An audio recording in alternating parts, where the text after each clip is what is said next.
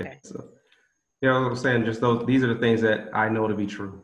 Yeah. And these are things that mean something to me, and the things that guide how I work and how I live. Yes. And then you can be open to people's opinions about maybe how to go about things, or maybe what you should consider before you make a decision. Yes. But you still have to be the one that makes the decisions, and particularly with with all these things going on currently, and how people feel about the environment that we live in, and different people having different cultural backgrounds. I think it's important for us to listen, but listen and grow together. Yeah. And so I think that's been interesting. I feel like this is an open opportunity for discussion of the Black family as a unit again. I feel like if we do not address it, then we lose in our movement. Right. Like I think back to my days at Cal State Long Beach, Jawanza Kunjufu, Ron Elmore, and the dynamics we had about Black female relationships. And I think we need to go back to talking about it. Right. I'll tell you, one of the things that was revealed to me in this time was the pain I had been experiencing for the past probably 4 or 5 years, 5 years. And the core of it was a Black man, whether it was career, whether it was personal. And I'm going, this is a very interesting dynamic. I would have not paid attention to it. Right. And I'm going, because I think we as Black women, we know to go fight for our men. Show up, go out. But I don't know if we've necessarily healed from the interactions that we have with each other. And I hope each other meaning other Black women, or each other meaning each other Black women and Black women and Black men. Okay. You know what I think about transparently? I think about the fathers who haven't talked to their children. Right. The Black fathers that haven't talked to their children, and the Black mothers who are out there shouting Black Lives Matter, and the fathers are out there shouting Black Lives Matter. But does your Black child's life matter to you? Right. Like. Yeah, that's a good point. And people would say, oh, that's not a discussion to have right now. No, you have to have it.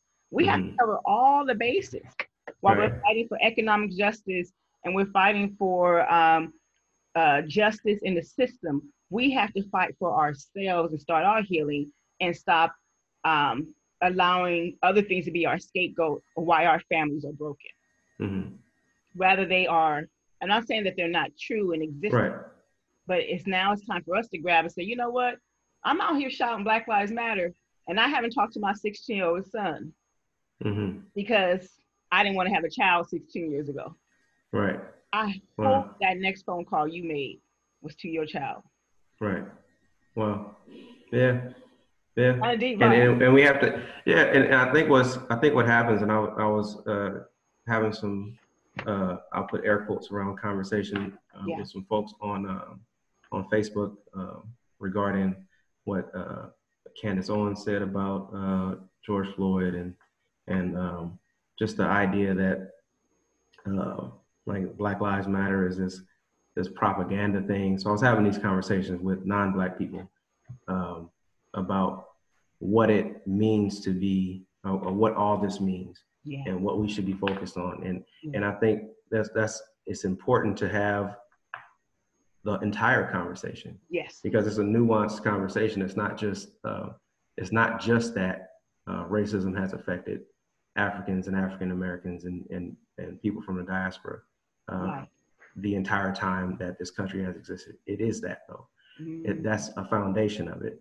It's not just that Black fathers may or may not be involved in their children's lives, although they statistically are more involved in every other race of men with their children on a regular basis. Right.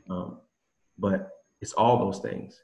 Yeah. The fact that Black women are hurt because Black men haven't been able to develop fully emotionally, so that they can give Black women what they need, so that we can give Black women what they need. Not just physically, but emotionally and spiritually, and all those things. So it's all those things that we have to tackle at the same time. Right. And be able to be in a place where you can hear it, mature from it, and then make a difference. Yeah. So it's all those things that have to happen at the same time. And then some things, and I was talking to my wife about this, like certain things like um, just the violence that we see in the Black community, and then the brokenness in the Black community are things that I think that we should have. Those are like family conversations. You know what I mean? Right. You can't necessarily have, I don't think it's productive to have those conversations in what do we call it in mixed company. Yeah, right. So some conversations need to happen at home. Yeah. And within the family. Then we can have a better conversation outside of the family, or a different conversation outside of the family, so that it can be productive, because they're not going to understand some things that we understand, and trying to spend time explaining and educating people outside of the culture is going to take away from the time that we need to heal. Hey, Troy. Hey. How you doing? We're in our back office, our back room conversation, and Troy, or should I say, Koma, meet my cousin, Uncle Troy. See, that's one of them family things. Yeah. I know immediately what you mean by cousin, uncle, but everybody ain't gonna understand that. and we're talking about one of the things I started I was sharing, Troy, as these movements are happening. What opened up in me and the revelation I got was the healing that I needed to start addressing from my relationships with Black men over the last 5 years, in my career, in my home, and knowing that that's not a topic to have in the open public, but we as Black women have to start having those conversations. And one of the points I made was, and healing the family relations. Like, if you are out there protesting Black Lives Matter and you ain't talked to your child because you didn't want to have a child 16 years ago. Yeah. Well, really, it actually goes back probably 35 years, if you're 40. Woo. Because of what you've seen. Yeah. And the traumas that we've dealt with as a family, that we normalize through good times. You know what I'm saying? The show Good Times. Yeah. And so for years, I idolized James Evans, not realizing I passed up James Evans when I was 25 years old. Wow. And so you say that in the Black community, he's a god, because we identify with that struggle of, what I'm saying? Right. And when I finally broke it down and told him why I came away from it and what it truly meant, like my dad to me was James Evans, and love him to death, but he wanted better for me. We've done better, and that we don't need to celebrate that. We honor him and respect him, but that's not who. And the way I get people off of it, I said, do you aspire to be James Evans? Right. And no one says yes. They respect him and they love him, but no one says, I want to grow up to be just like James Evans, a marginalized Black man during the Jim Crow era. And then people start making excuses for him, and I said yes. But there were many, many, many others, including my father, who rose above that. So that path was available. I'm not saying that we dishonor and disrespect that, profile, but that's not who we're aspiring to be 50 years from now or 10 years from now. Yeah. Wow. I'm looking at the time. I sent my brother a message. He said he was getting ready. So we may get started and add him to the conversation if he I thought he was ex-military. Because my daddy showed up to everything 10 minutes early. Yeah. He till this day still 10 minutes early. I'm the same way. Yeah, the same way. I drove from 30 minutes away to get here. I left at 2:26. Wow. I said I have to be in place, and I got here at 2:52. Wow. See. Well, I'm on a different time zone, of course. I'm gonna give him one more minute, and then I'm gonna go ahead and log in. But this, okay. I'm so excited. Like I love when I can't sleep the night before, because I'm like, I know it's gonna hit, and it's gonna be just dynamic. And as the funny thing is, a friend of mine, she works with a Sister Circle Media, which is Black Women in Media, and they're talking about this topic on Friday, but in relation to how we support our Black men and the healing that we need to have with conversations with each other and our men, like outside, you said, of mainstream media, but just starting to open up the dialogue and talk about those things. Right. So, and the support and the generations, like you said, that we walked through thinking it was normal. And yeah. Yes. Hi, brother. Hey, what's going on? Okay, good. I can hear you. You got a set of headphones. I thought I heard a little bit of feedback. I mean, I can get some headphones. Okay, I think I'm good. Can everybody hear everyone? I can hear. Okay. All right. So this was just the back office. Koma, meet my brother Michael. How you doing, sir? Michael, meet Koma. Hey. Cousin Uncle Troy. Hey. We actually call him cousin, but then he's like, we call him cousin. Uncle Junior. But my uncle and him are like best friends. So, which I gotta get your date before we leave. So I'm gonna go live. All right. So and I'm gonna tag each of you on the feed so that you can share it with your friends. Yep. Okay.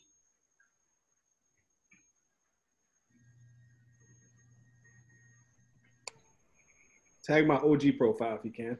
The G Pro, okay, OG. Okay. Okay. You want me to do both? You can. Okay. Uh-oh.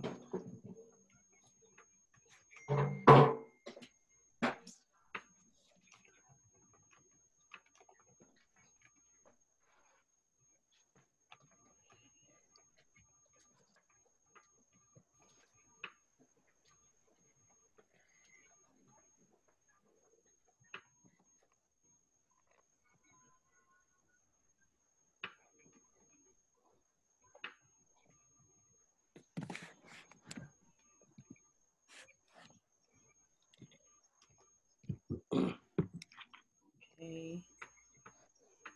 Public. And we are going live.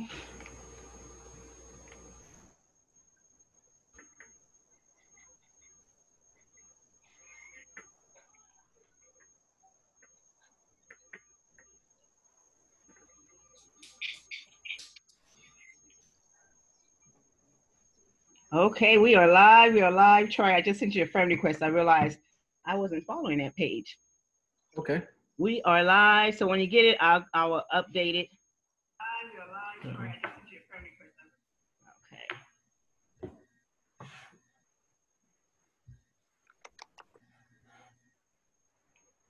Let's see.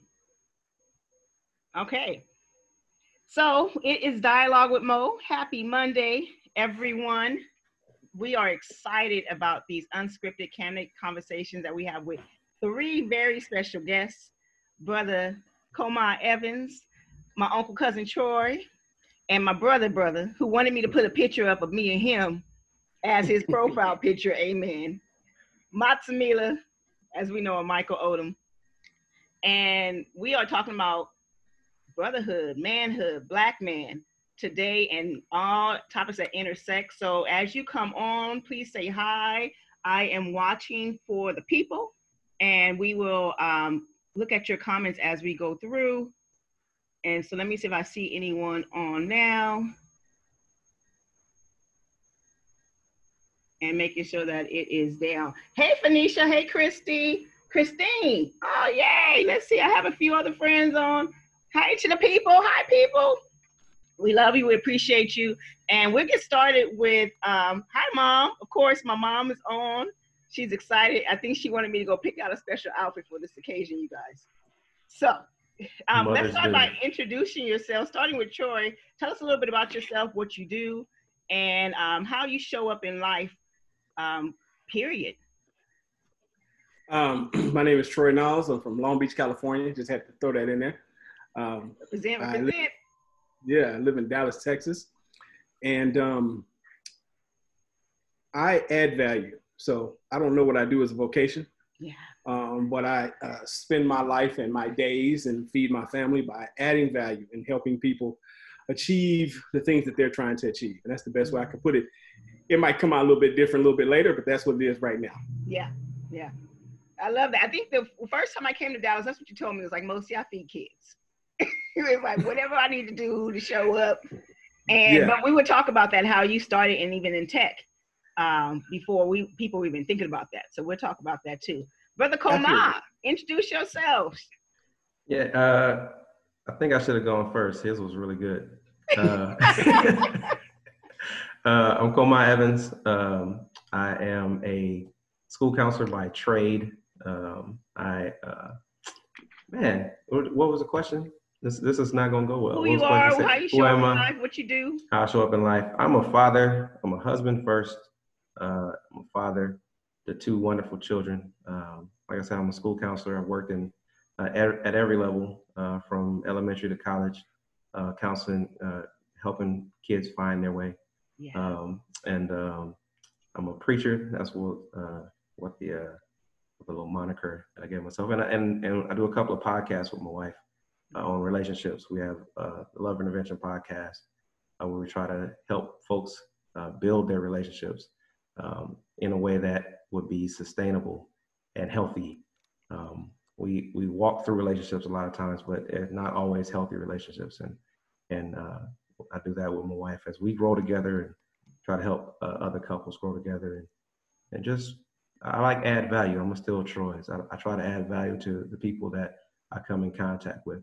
And then we'll go from there. I like it. Yep. All right.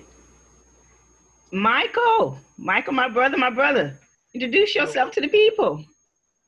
Hey, what's going on? I'm Michael Matsamela Ali Odom. This is I'm Mosie's brother.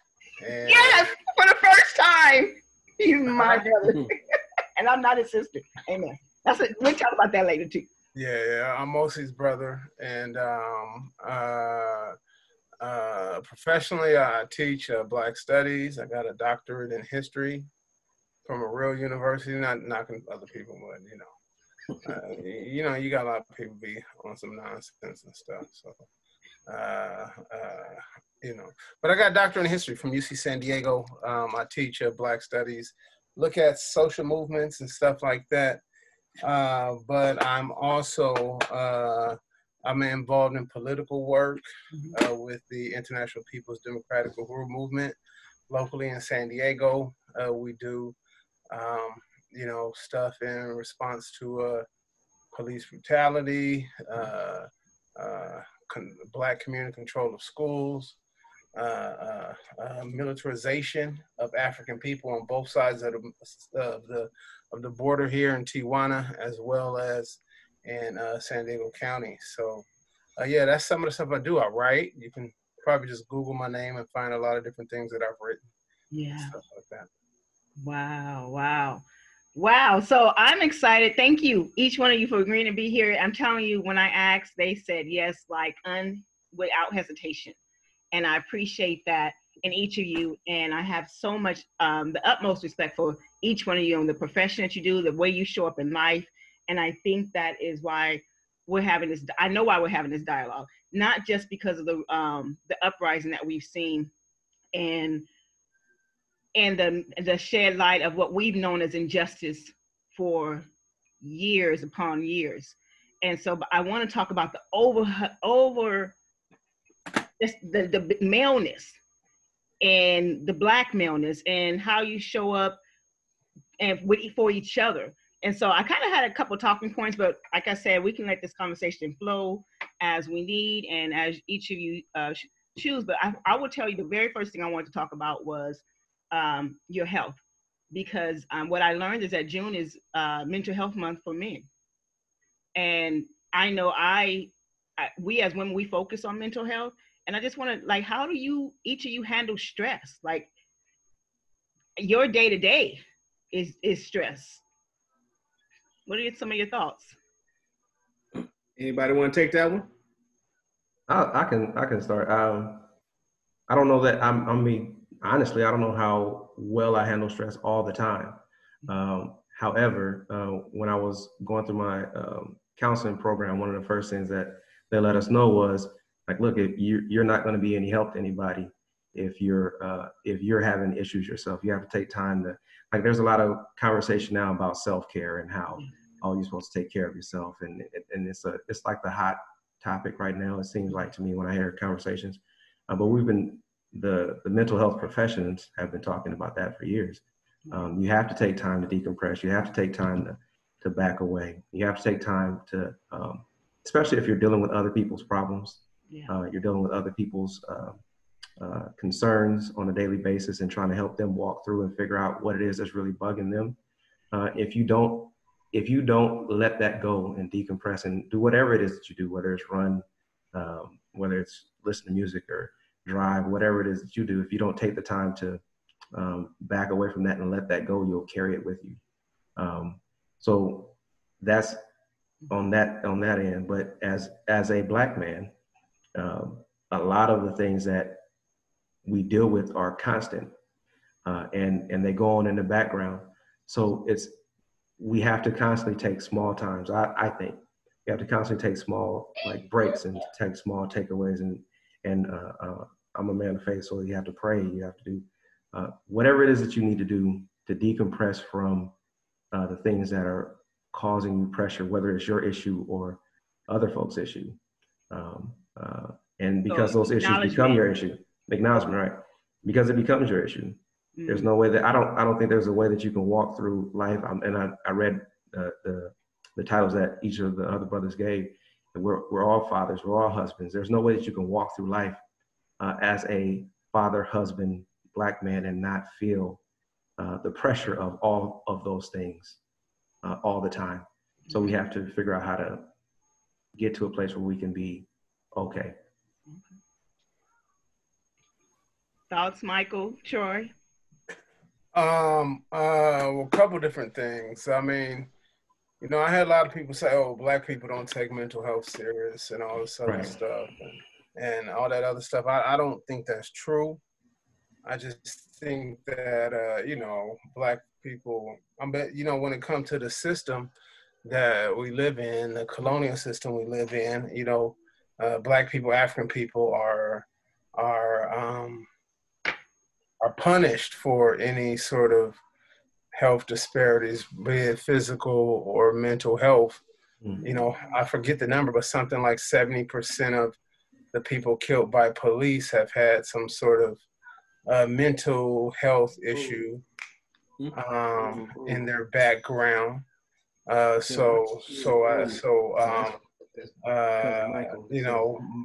Majority of the people in prison that are Black have mental health issues in their background. So what's up, little Troy? So I mean, I think that's an important beginning to the conversation because we don't have these issues because we don't take it serious or because we don't. I mean, Black, we don't meditate or something like that, because Black, who more spiritual than Black people,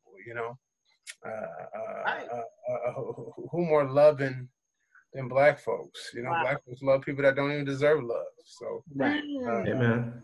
Woo! That's a point. I'm writing that down.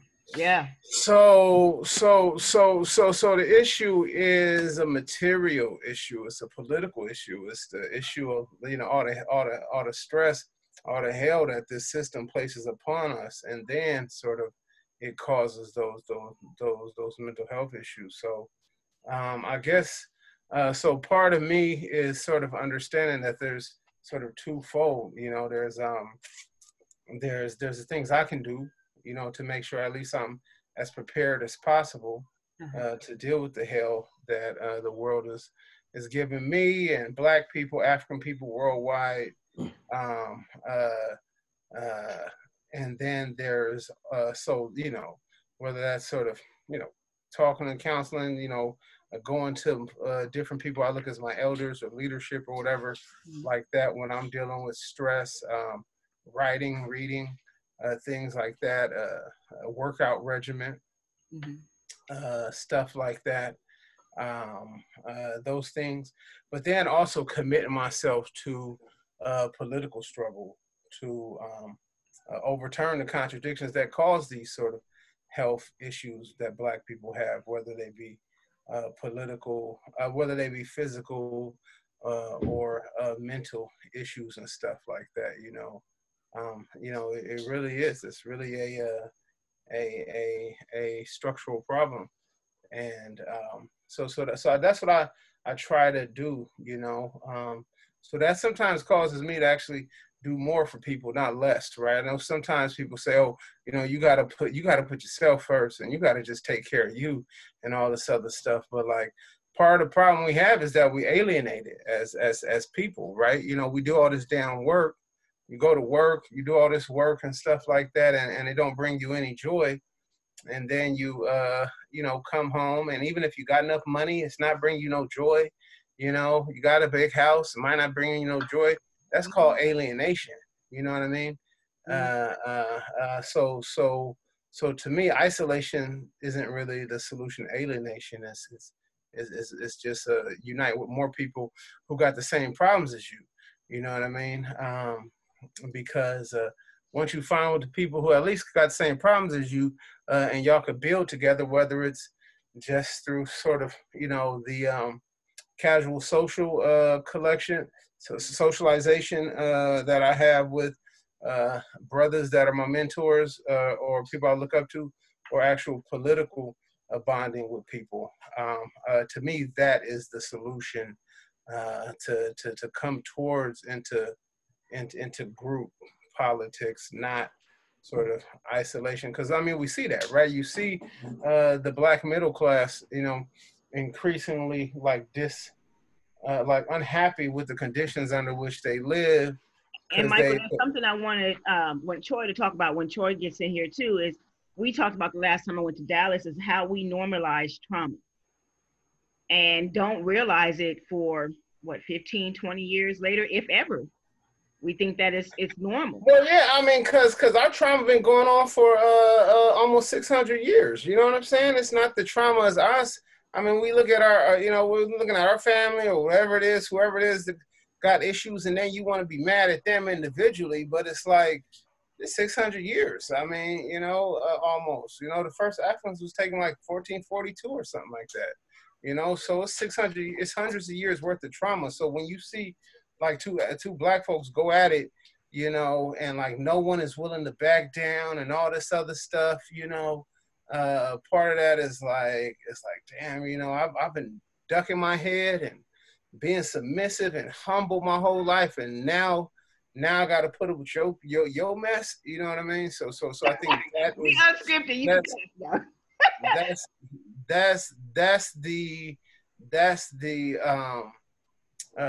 that's the issue, right? That's why, like, at least politically, we talk about horizontal violence and colonial violence, the vertical. So the colonial stuff, the sort of that's coming before down. We get into that, Michael, before we go into the system of it, Troy, I kind of want you to weigh in here. All right, yeah. About I was sitting here thinking about, you know, how do I manage stress, and I was thinking back because I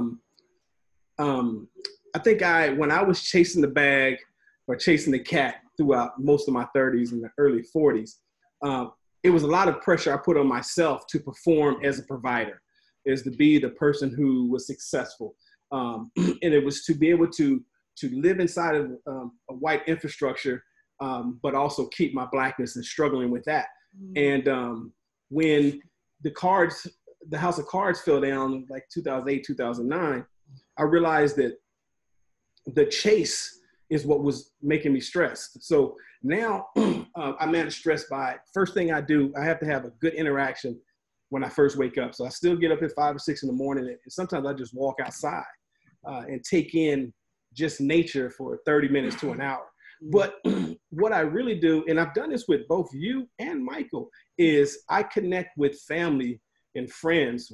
And so me and Michael have known each other our whole lives, but we've been apart for our whole lives because I left California when probably 5 or 6 years old. And we got together and hung out in San Diego a few months ago for the first time for only an hour. And it was therapeutic because we've had different conversation about things that married men who are family members can talk about that you can't talk to anyone else about.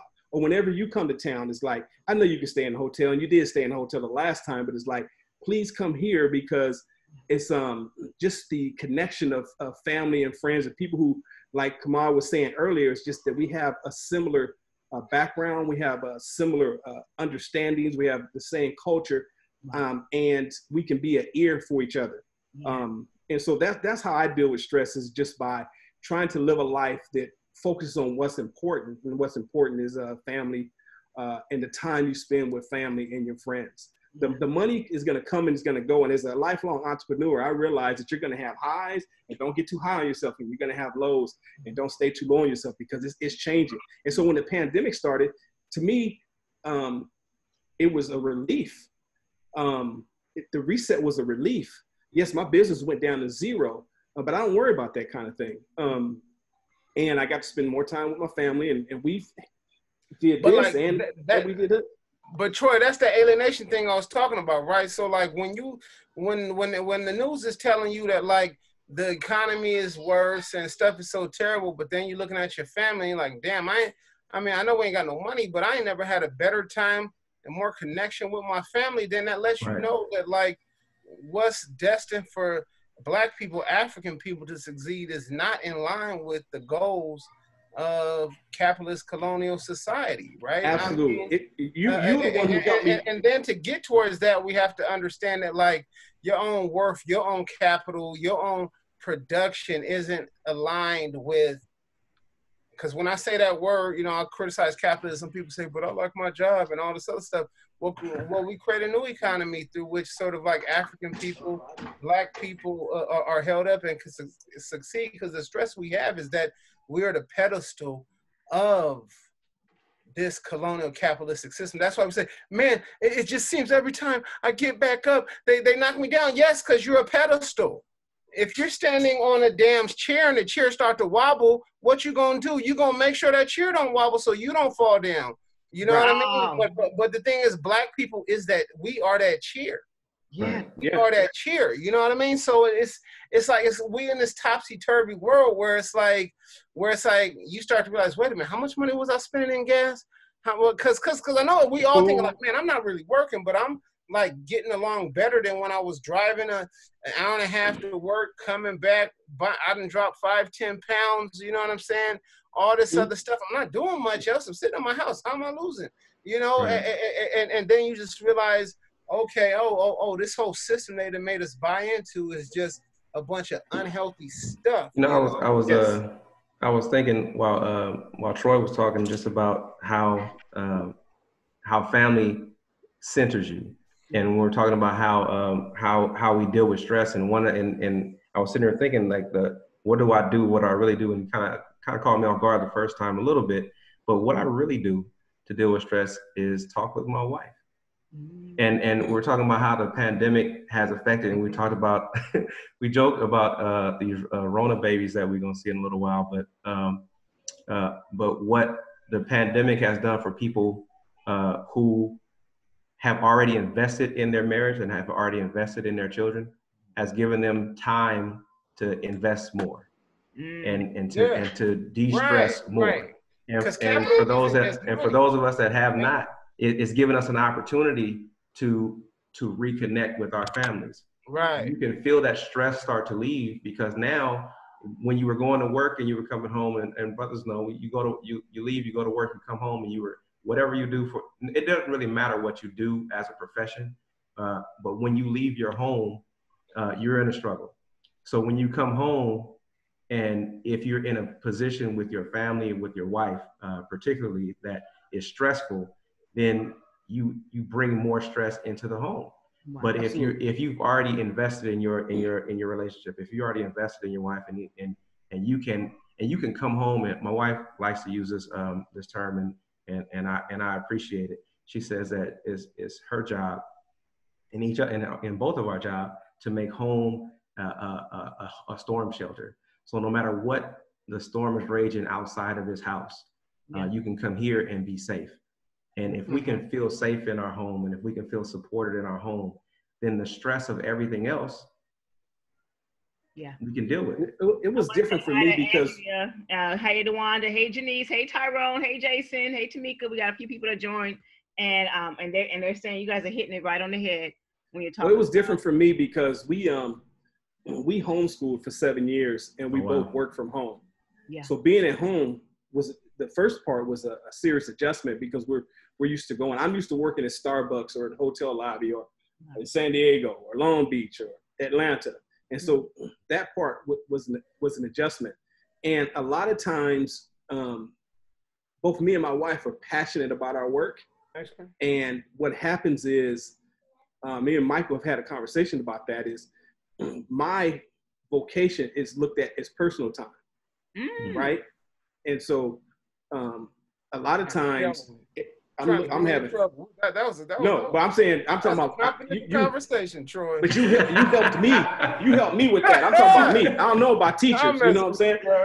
Yeah, because you might see me at the BET Awards or the Soul Train Awards, and it don't look like work.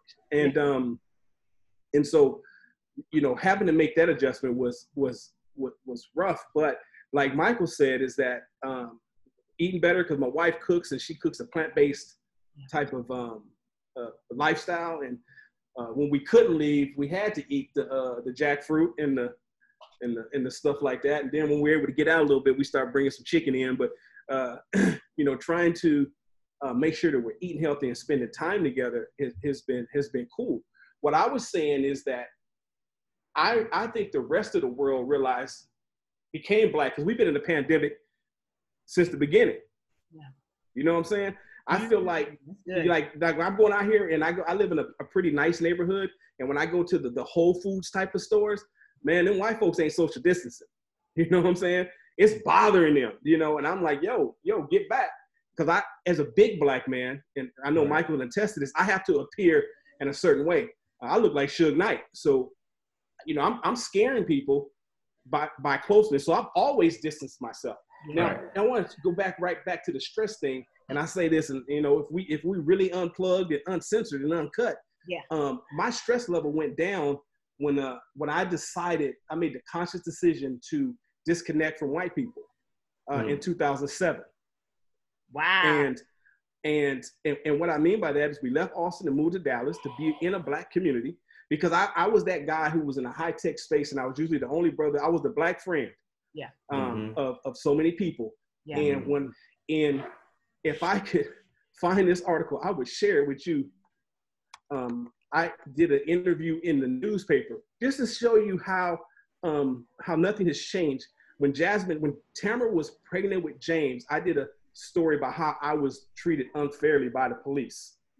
The next day, my white friends was like, "Hey, here's Troy. He don't like the police." They didn't believe it. That's not something that they thought was true. And when I tell you, Jasmine is, hold on a second. If you let me share it, I'll show you. Jasmine is 25. Wow. Right? And so when I swore off of that, now the problem with that is Black businesses and Black people don't lack infrastructure.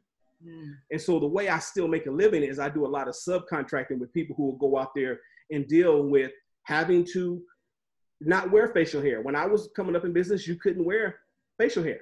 Yeah. I grew a beard as a sign of rebellion.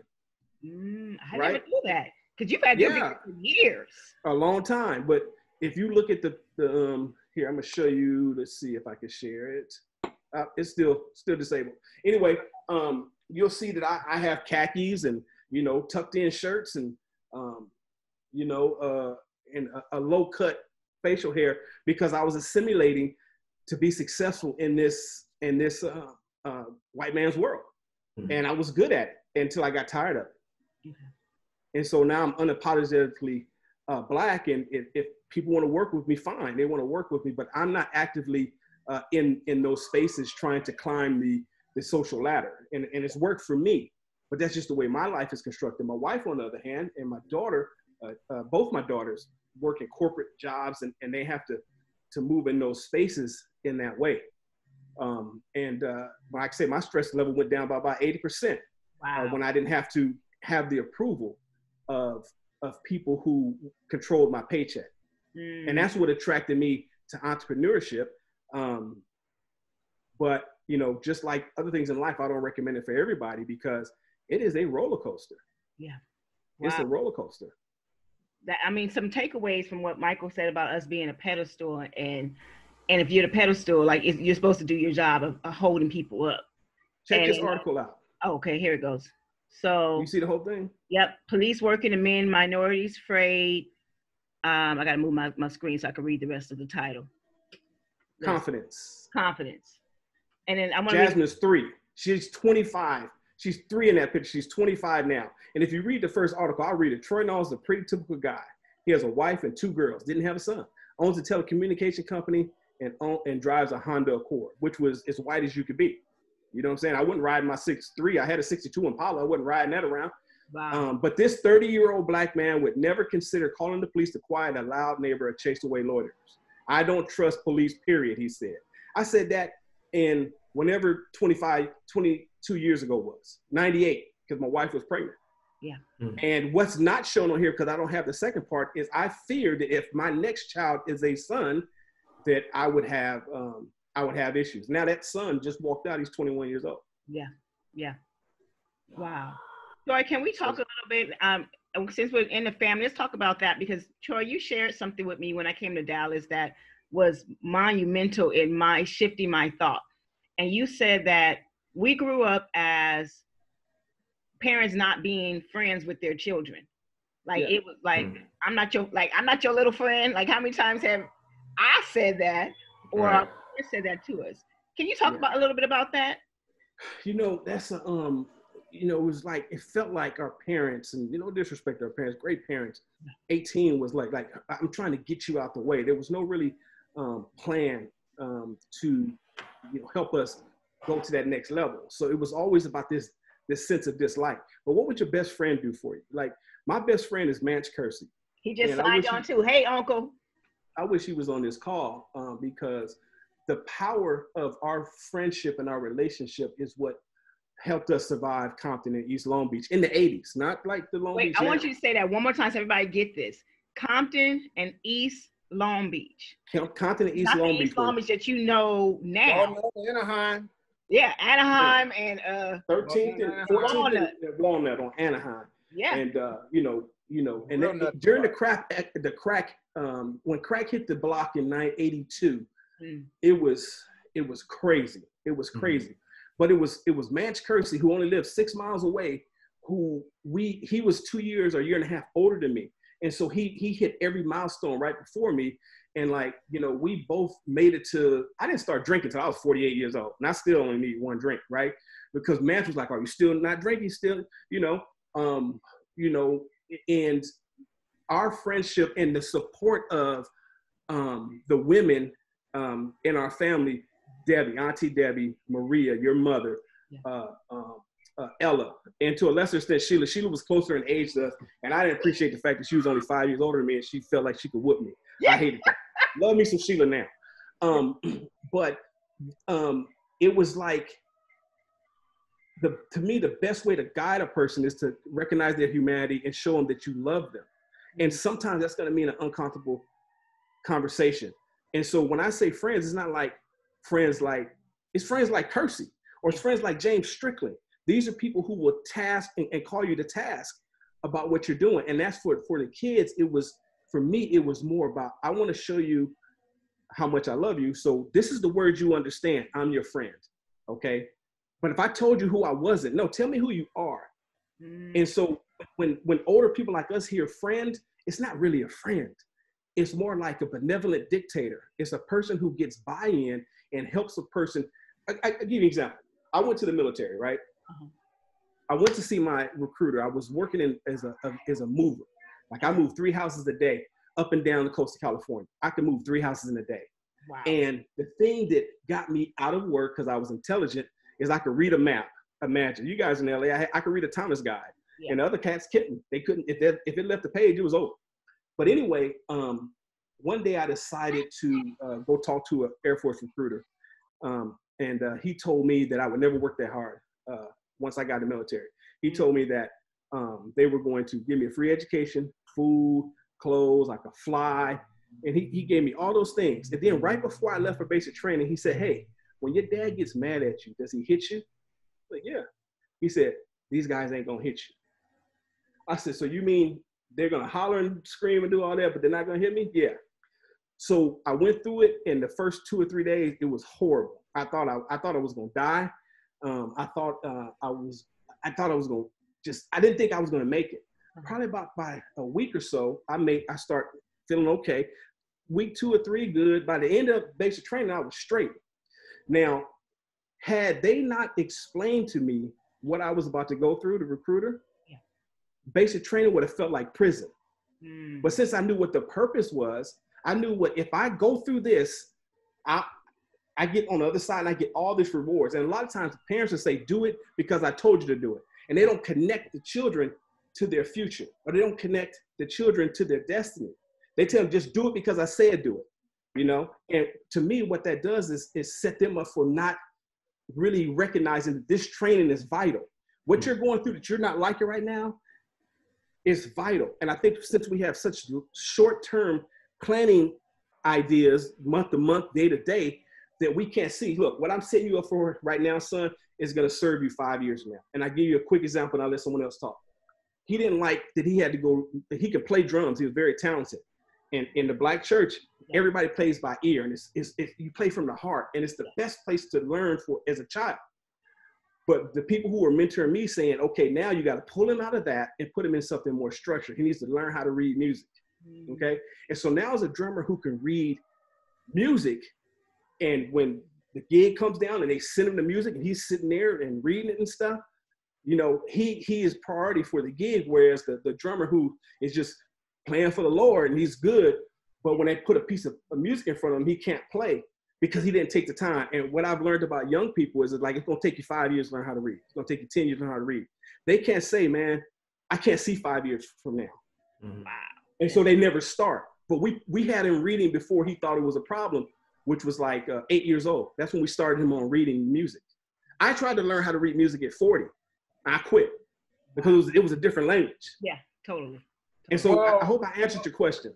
Yeah. Go ahead, Mike. Well, the same thing Troy was talking about when it comes to friends and stuff like that. I mean, I think Troy might be the one who put me up on the writings of Stacey Patton.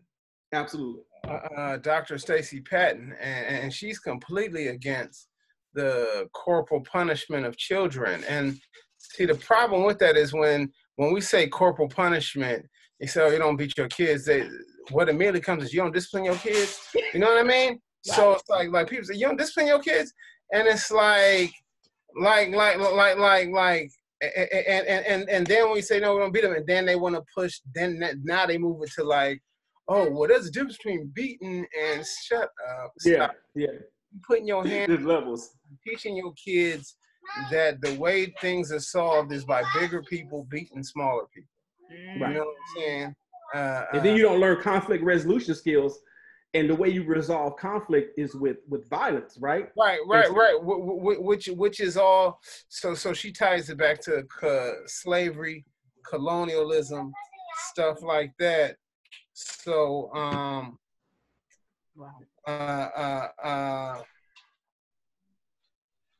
it's called Spare the Kids. Yeah. So the whole problem with that whole situation is the fact that slavery is the whole problem with that whole situation is that it's going through slavery, right? So the thing is that, like, we got a hard time parenting because the way in which we learned parenting was through slavery. So the thing is that before really the advent of slavery, the slaves of European society in large was children, right? They didn't really understand children as humans, I mean, per se, right? No, they didn't understand them really as like a lesser version, right? So I mean, you got to remember, up until the early 20th century, they had child labor problems, you know what I mean? Even amongst white European children. So the thing is, for us, what happens is, and this is why, what's one of the worst things besides the N-word you can call a black man? A boy, right? Because what happens is African people become infantilized, right? We become the people through whom the labor exploitation, the beatings, the sexual assaults, all the stuff that was happening to children in their society who had no rights could happen to us. So that's a part of that whole colonial system, which which happens, right? It's all a part of that same colonial system, and that whole system of slavery. So the reason why I say that is because we have to sort of go back to the roots of our relationship. Mosi and I, we've got African names. Mosi means firstborn in Swahili. Yeah. Rashida, I don't know what Rashida means. It probably means like, things what did it say? Righteousness. Exactly. And I knew it was something about self-righteous. I say it means self-righteous. But, I knew I was royalty long time. Exactly. Why they call me Miss Mo. Yeah. So our parents gave us African names, and when you think about some of the African names they gave children was like father has been like father has returned, mother has returned, things like that, right? So the thing in the African tradition was that ancestors have come back. So like, and it's all about praising your ancestors. So you ain't gonna beat your ancestors, but instead, sort of in this colonial system, it's kind of like, you remind me just of your daddy. You got them same negative traits as your granddad. Woo, things like that, right? So the thing is, in unlearning that, we actually sort of learning how to give ourselves the sort of humanity that was taken from us. And I think what I like as a mother of sons, and I didn't recognize this with my first son, I think in parenting, our role is to guide into purpose. Mm-hmm. And I know for me, I feel like we were just making it. Like, right. Bless the Lord that we made it. Like, this is how you do it, just to make it. You need to get the backpack, you need to go to school, because this is all we knew at that time. But as you grow in understanding, now when I look at my youngest son, I recognize right off the top of my head, like, oh, he's good with engineering type of activities. Like, I gave him water bottles, he formed an airplane. He likes the building and the structure. I took him to a play. He wanted to know who was working the lights and how the sound was running. And he was so against the actors. He's like, I need to go backstage and figure out how this thing builds. Well, with my first son, all I knew, I was still in that mode of just struggle and making it. And all I knew how to do was just to kind of coddle him and hold him, and not looking and recognizing what was he naturally gifted and purposed to be in this earth. And so now we kind of taking back steps. But I think that we have to start teaching that in parenting. Hey, Gail. Hey, April. Hey, everybody that's watching. We have to go back and teach that to parents. Like, hey, we are actually bringing up like life to produce life, and to guide life is the most important role. Yeah, that's actually true. I mean, my political leadership chairman, Omali Eshitele, that's what he talks about, right? He says that's actually the thing that gives the value. That gives the core of all human value, even capitalism, socialism, whatever your system you're talking about, it has to do with the production of life. And then sort of what does it. Now, the thing is, that's why the connection between African men and African women is so crucial, because see, one of the things that sort of slavery did was slavery turned actually the womb of African women into the production for capitalism, right? So the way through which we was alienated was being born. They call it natal alienation in Black studies, right? So at the moment that you're born, boom, you're devalued, right? So the thing, like you're saying, is Michelle Mosi, is like we gotta place that value back into each other in all the different social systems we have, so some of those things, guilt, right? Guilt and shame, we can't be operating out of guilt and shame. Guilt and shame could get you a whole lot of stuff, but that's sort of just another form of exploitation, Absolutely. I think one of the that one, right? One of the things that came to mind while we were having this conversation, and where you went to, mostly was that a lot of times in the earlier parts of our existence here in this country, like our brother was talking about, we were trying to survive, particularly as Black men. We were trying to survive, and then when Troy was talking about, and my father told me, my mother told me when I was growing up. I grew up in I just want to say I grew up in Compton as well. My father told me I grew up in Compton in the 80s. I'm not your friend. I'm not one of your friends. I'm not one of your little friends. You won't talk to me like that. This, and all those things.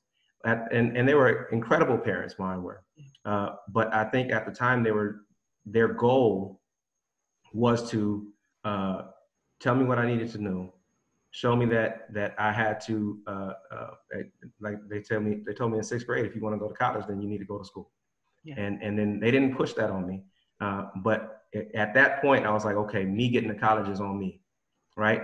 And there's value in that, and there's some problematic things in that too. We need to help and show our children what to do. But I think as parents, they were at the time they were growing up. I'm 47 years old.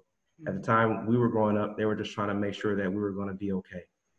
Understanding that both of my parents were from different places in the South, and my father left Mississippi because he was about 3 seconds away from killing a white man because he slapped him. So now I have this father who was born in 1933, who has these experiences, who's teaching his black son how to get along. So no, he's not my friend. He's the man that's making sure that I get what I need, right? And I think that where we are now, it is, and we should have been, in even back then, taking scriptures to heart. Like, Black people are probably the most spiritual people in the world.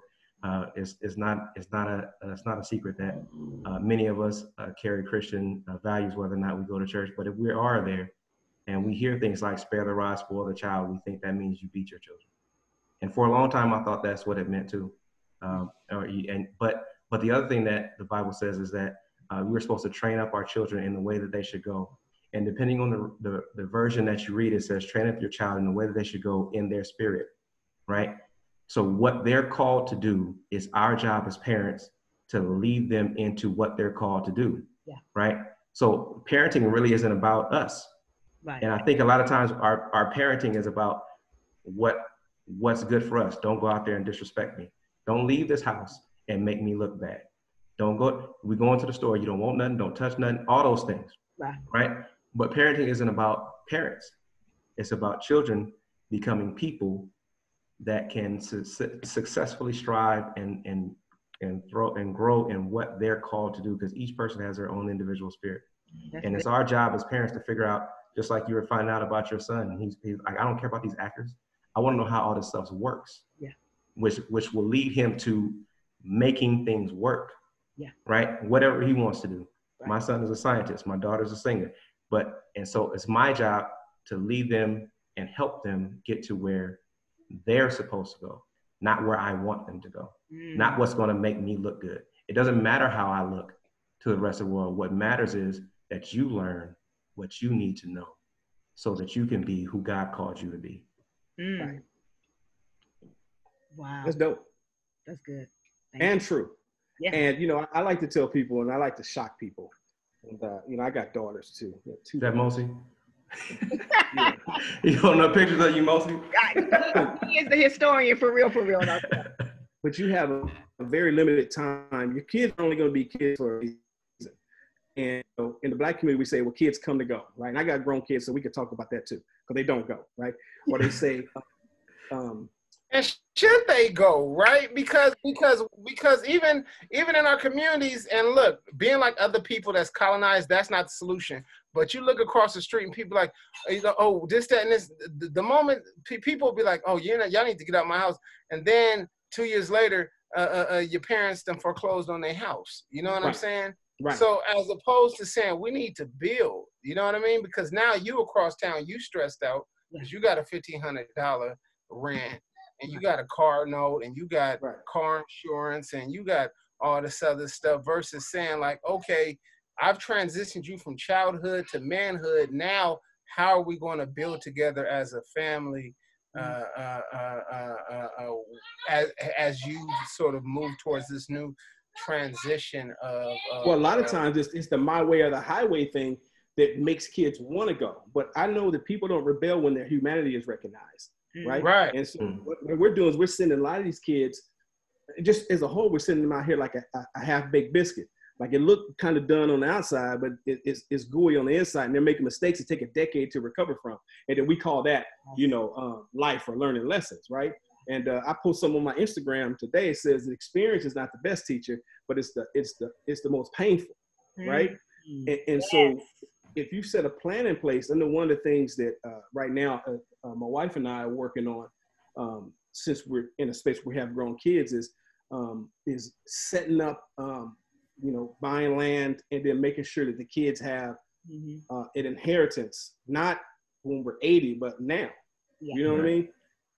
And working together as a family unit, and utilizing the skill sets of each of them, because I got a bone to pick with certain parts of my family about people like Michael or me or Kersey Jr., Manch, being very talented in a particular area, but not being leveraged, right? Because we've looked at, like, I'm at my 50th birthday party and life was going well, got a dope family, wonderful kids. And, I've always had my elders tell me, well, just keep on living. I stood up and said, shit, is 50 years long enough? Like, are you waiting for me to like fall down? It's like, what is that? But what I was saying earlier was your daughter, like talking about your girl. You got all the idioms. That's exactly all the stuff. Just keep on living, Michael. Just keep on living.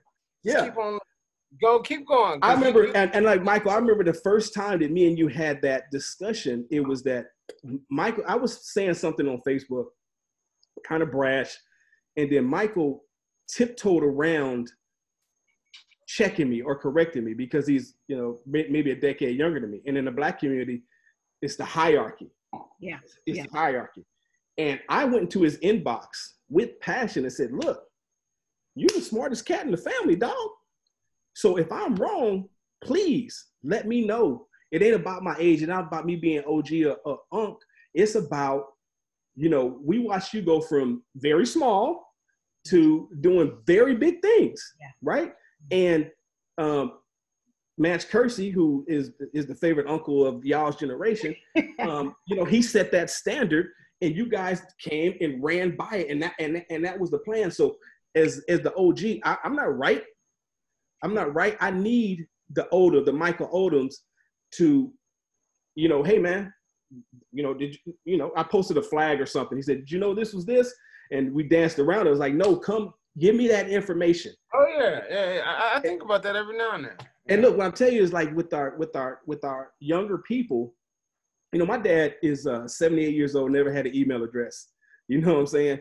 And when we talk, he tells me how much he learns from me, right? Now, I became just like him in certain areas, and then I learned what not to do by watching my father. But he, at some point, maybe 5 or 6 years ago, he basically turned to me and said, hey, man, you're the new head of this family as the eldest son, and, make these decisions, And I feel like a lot of problems that we have in our community is like, we honor and we respect the elders, but we got people who are 80 making decisions for what's going on today, and a lot of times we got to turn to the most educated group, the Mosies, the Daphnes, to say, okay, what's the move now? You know what I mean?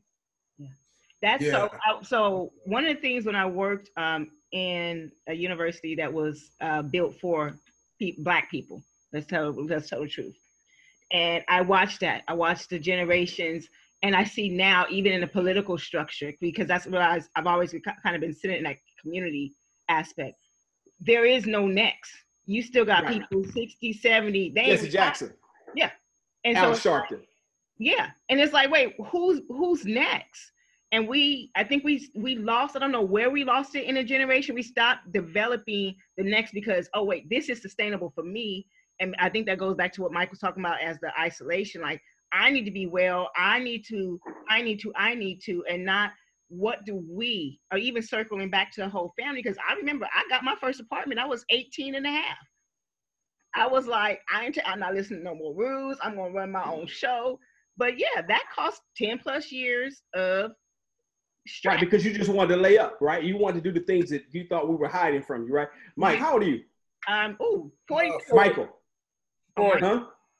Michael. So you realize Martin Luther King didn't make it to 40. Right? Yeah, him no problem. Malcolm, they didn't make it to 40. Yeah. Shoot, Bob Marley didn't make it to 40. Yeah. And so one thing, the reason why I call myself OG Troy now is one, because I got a son who's going to be more popular than me, right? That was the plan.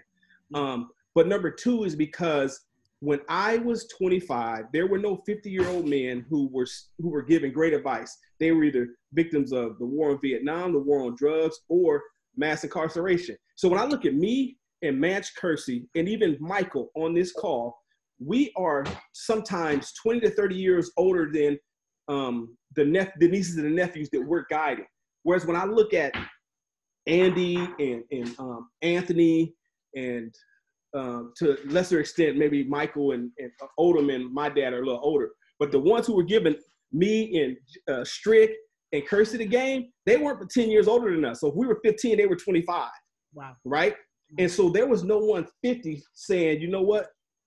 Here's the long play. Yeah.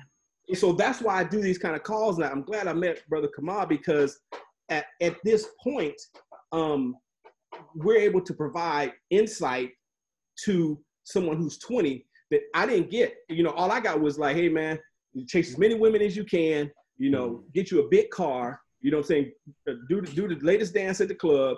But I didn't realize that the people who I was looking up to were very, very, very broken. They didn't talk about their feelings. They didn't talk about their mental wellness. And so at this point now, with the success we've had in life, you know, I'm always open to talking to younger people, with the caveat that my point of view may not be right, because I was born in '68. Okay. So I need you to tell me what's going on today. Wow. That's good. That's good. But leaving that door open to say, you know, here's what I think, here's what I believe, here's what my database shows me. But I never thought we was having a black president. So what do you think? Yeah. Wow. You know what I'm saying? Like when they say defund the police, I'm like, man, I've always, you know, I come up in the Rodney King era, man. I'm ducking and dodging. Like, okay, tell me what that looks like. I don't know what it looks like. And then you have political brothers like Michael who could break that all the way down. So I can say, okay, I don't have to say, man, they ain't never doing that. You know what I'm saying? Right. You said something that I want to tap into, and I'm looking at Uncle Junior. He said it's a trip once he realized that he's now the guy to provide the wisdom.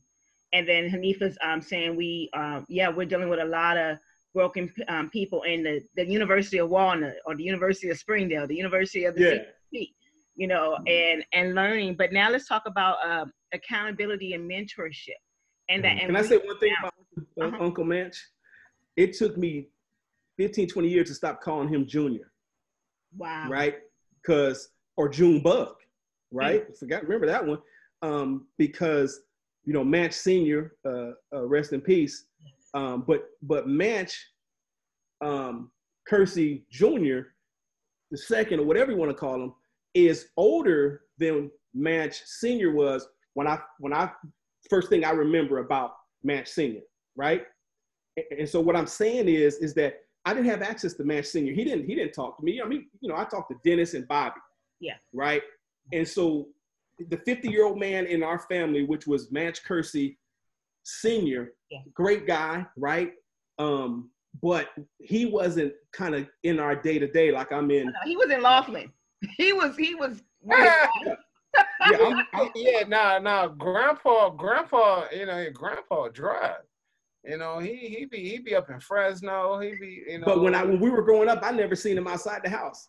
Yeah, no, I never seen. I mean, I think about the relationship my dad, your dad have with their grandkids, and it's not dissing or anything, but it's just like it did change, right? You know, I remember I had to go through. I never talked about it before, but I had to go through like a period of like actual bitterness when I saw like the relationship my dad had with my nephew, you know.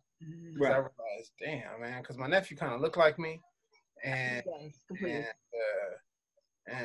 then there's a couple times my dad would slip up and call him Michael and stuff, and I said, man, you know, he pick him up from school, he do all the other stuff, you know, and a lot of my stuff when I was getting in trouble when I was a kid, you know, I was actually like trying to bait my parents into like me having those like after school moments that you would see on Channel 7 or something, you know, after school special. Well, I was bitter about my dad for a long time until I had my son, and you know, I'm a Lakers fan, To this day. That's just being candid and honest. It's not dissing nobody. No, it's not. It's not. But this is real. Let me get this point across. Let me get that helped me propel.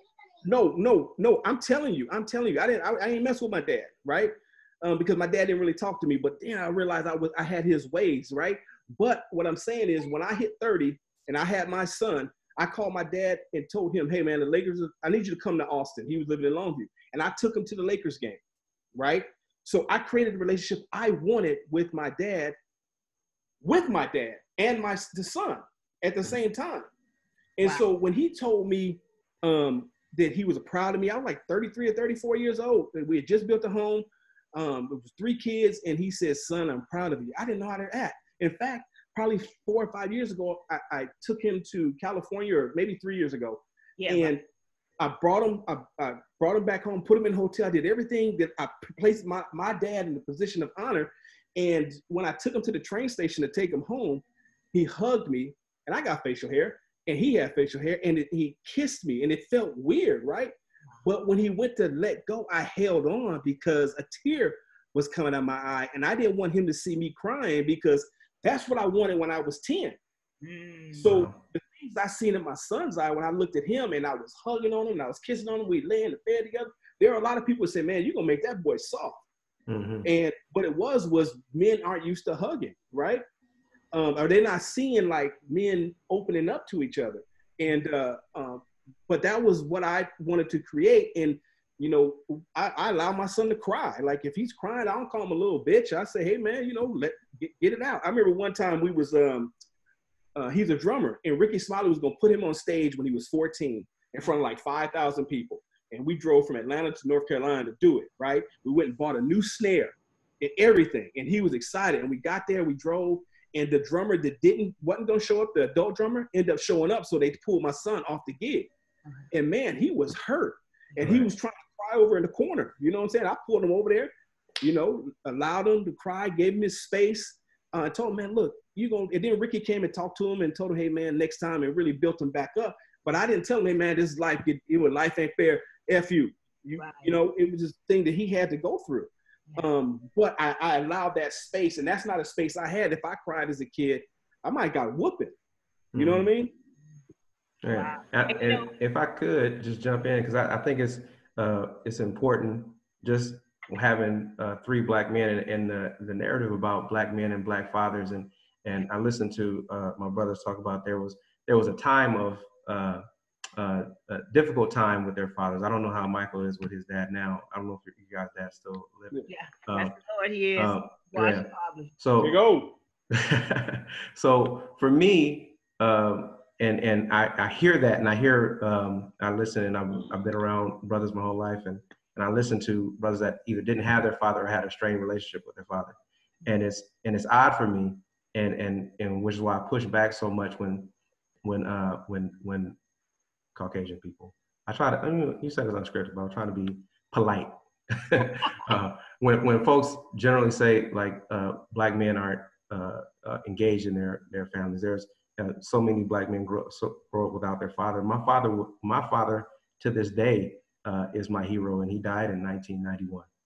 Yeah, I didn't get a chance to, and I was listening and kind of jealous of Troy, and I'm a little bit, and to be honest with you, a little bit jealous of Mike, because my dad died when I was 20, and before I met my wife, before I had a child, before I got a chance to ask him a whole bunch of questions that I didn't even think to ask him for really 10, 15, 20 years until I had my son. There's questions now that I wish that I could ask my dad that he quite honestly may or may not have an answer to. But the fact that I could ask him would be amazing to me. The fact that I could hug my dad, and he was really affectionate, and he was really touching. He was a great dad, right?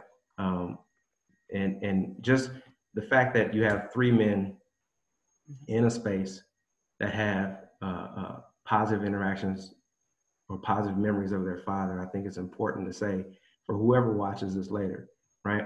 And then just the lessons that he taught me he didn't say much. If he said 15 words a day, he said too many. But the lessons that he taught me as I was growing and watching him, the work ethic that I got from watching him work, and knowing that, listen, if it's going to get done, I need to get it done. Or the fact that I know that he loved my mother. There was no, I'm sure they had, like, as a married man now, my wife and I joke about this, as a married man now, I really don't know how great of a husband my father was, because I never asked my mom, because your relationship, a marriage relationship is only something that you can know while you're in it.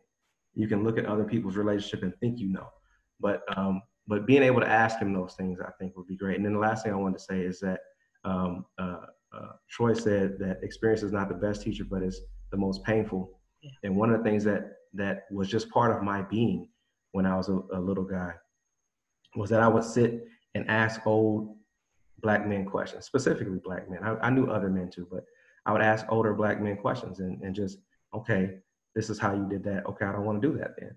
I didn't want to, there was no reason for me to make mistakes people already made. Right. Now I still made some dumb mistakes because I was a knucklehead, but I think there's value in that. And then now, as where I sit and how I see the struggle and my place in the struggle, and I think that a lot of times we're talking about the things that are going on in the world now with the I don't want to call them uprise, with the protests and the different things that's happening. And my wife asked me, she said, well, do you feel like you need to be out there? And I paused for a second. I said, no. And it's not because I don't believe in the struggle. It's not because I don't have an understanding about what's going on.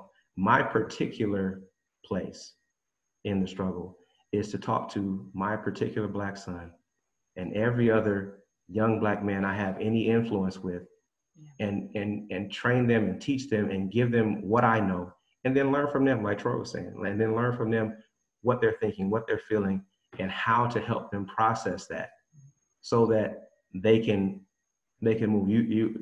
I may not ever see the difference that I make in people's lives, we may not ever see the difference that you make in people's lives, but if you invest in people, and you pour into them individually and in small groups, I think that's where my goal is.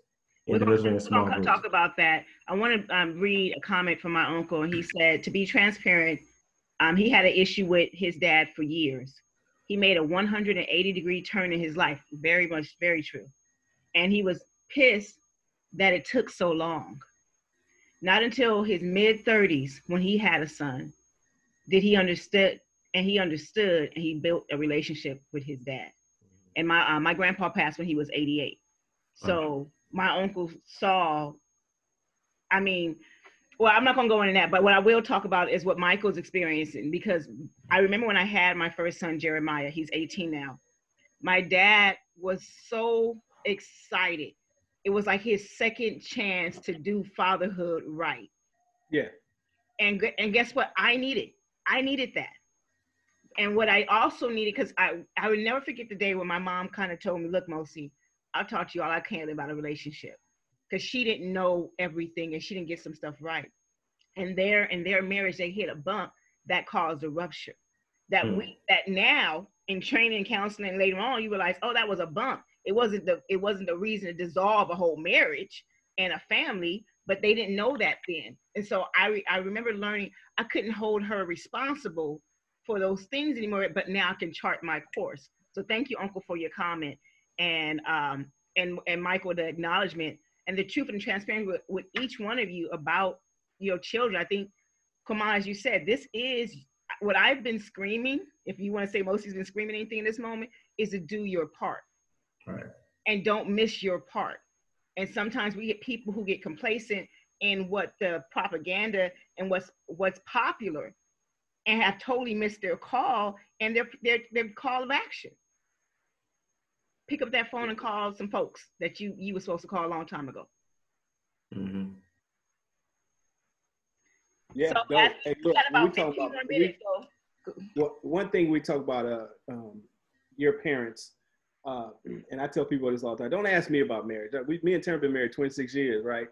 And we still learning it, right? And the ones I get the best advice from is cats that I know have been married 2 or 3 times, right? Because they'll tell you, man, most of them will tell you, man, I never should have left my first wife. Because we were kids. They was kids, right? Yeah. And they give very good, what I call 360 advice. If I talk to Kersey about marriage, and that's my peer, and we, and we both did everything, both married, both real success story coming out of Long Beach and Compton for that era, right? But we both know 180 of the story. Well, Kersey knows the 360, but it happened a long time ago.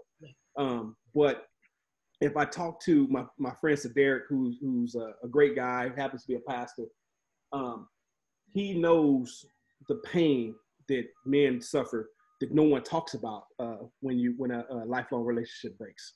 Mm-hmm. Yeah. So you said we got a few more minutes. I wanted to hear more about this, the uprising from our political genius here, and how you guys. I like what you said, Kumar, about how, what you feel like your role is. I know what I think my role is, but I want to hear from Michael Odom. Dr. Odom. Sorry to take over the call.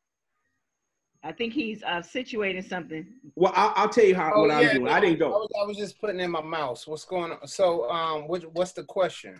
The question is, we are, older men. Like I went to Ferguson, I went to Baltimore. I did a lot of documentation with that. But now I feel like I'm more of a general, and I'm laying in the back and letting the younger cats go out there. And so, but I just left a friend of mine's house, and what I think I've brought to this protest is I'm helping a nonprofit. He's about to get a gift of like $100,000, and they needed a video done, and they had some NBA players there.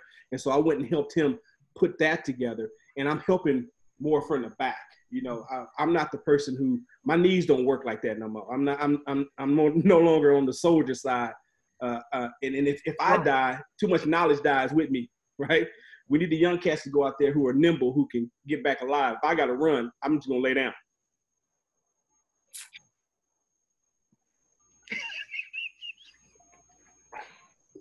Michael. Yeah, that's your issue, but yeah, you still got them good knees, Michael. I seen you. Yeah.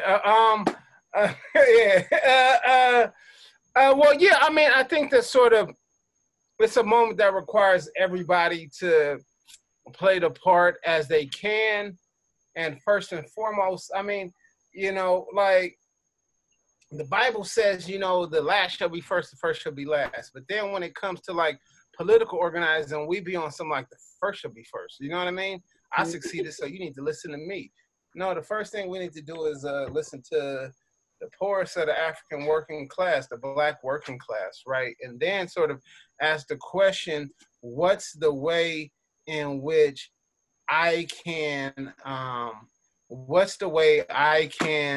sort of donate what skills I've learned through this system, this oppressive system, right? Having a PhD is cool, right? I don't really go by doctor, as you all know, but I've learned to go by doctor because it's a tool that helps me advance the struggle of my people, right? So,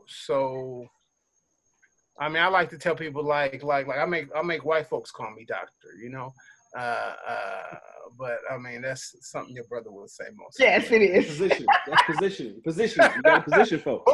But it's like, it helps me advance that struggle. So it's cool. So once like even my political leadership said, nah, you should start calling yourself doctor. I started calling myself doctor.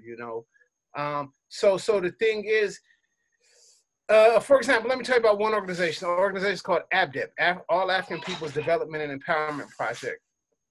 And during the COVID-19 crisis, the head of ABDEP is a lady named Dr. Aisha Fields, and she heads part of ABDEP, this thing called Project Black Ankh, which is the African nation response to the Red Cross, because the Red Cross done sort of stole all sorts of money, you know what I'm saying, been all sorts of scheming and things like that, that they don't serve our interests. So the Project Black Ankh is meant to serve our interests. So the way in which it works is by Black people who are healthcare professionals giving their skills back in these projects, right?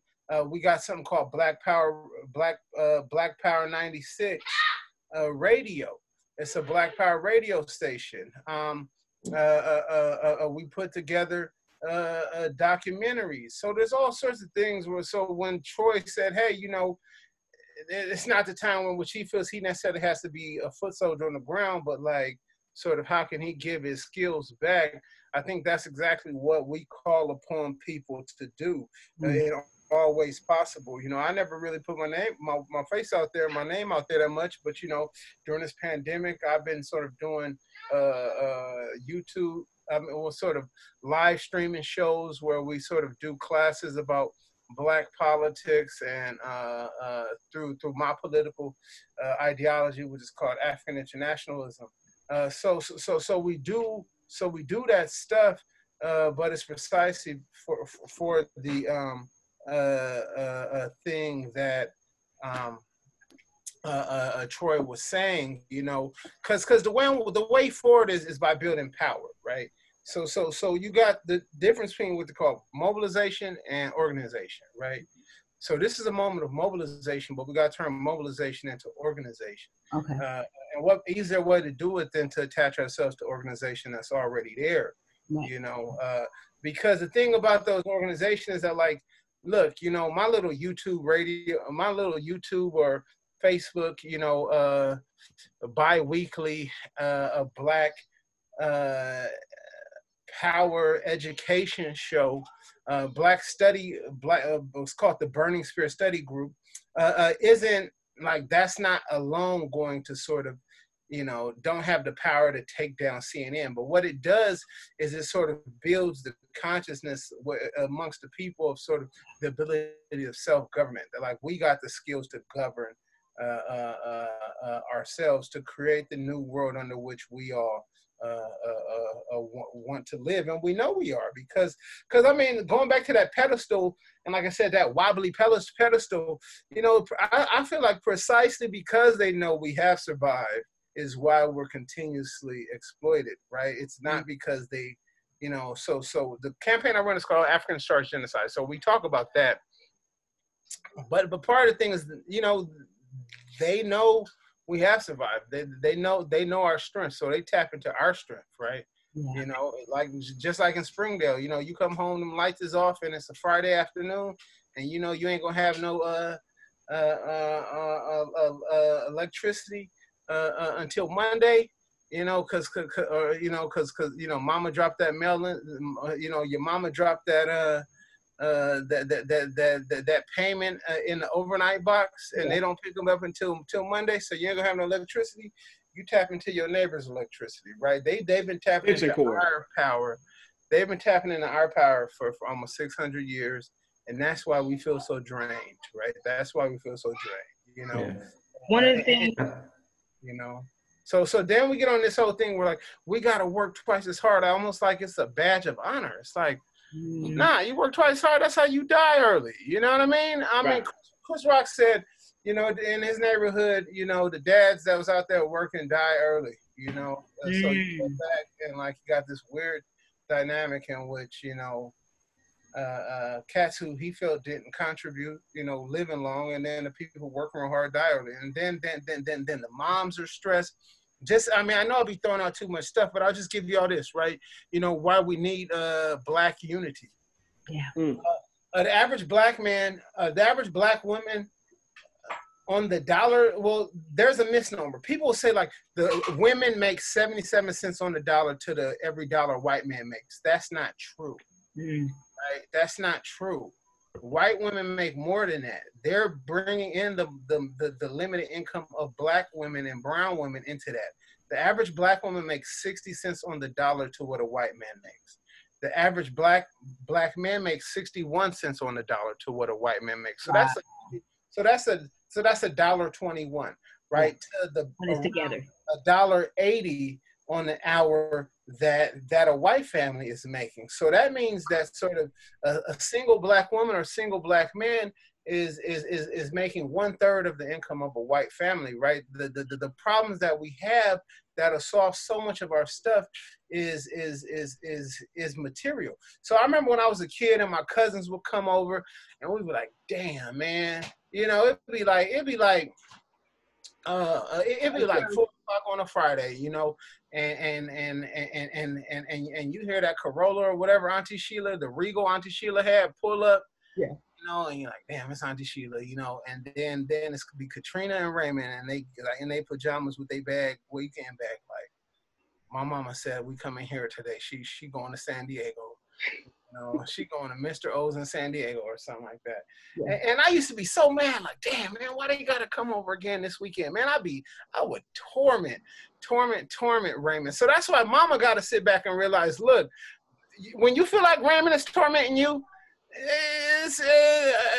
just know that his big cousin tormented him, and it don't. Well, you got to give Raymond a pass because we used to be so mad. But now I think about it, and I realize, look, if you got two parents and they single, you know, your mama, the only solution is to come together. That's the only solution, right? So what if, you know,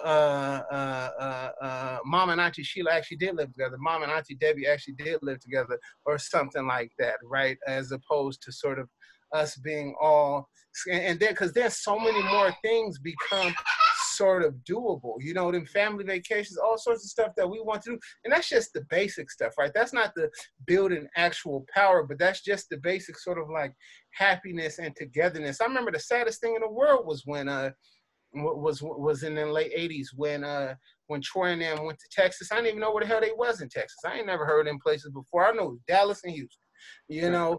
So is that near Dallas or Houston?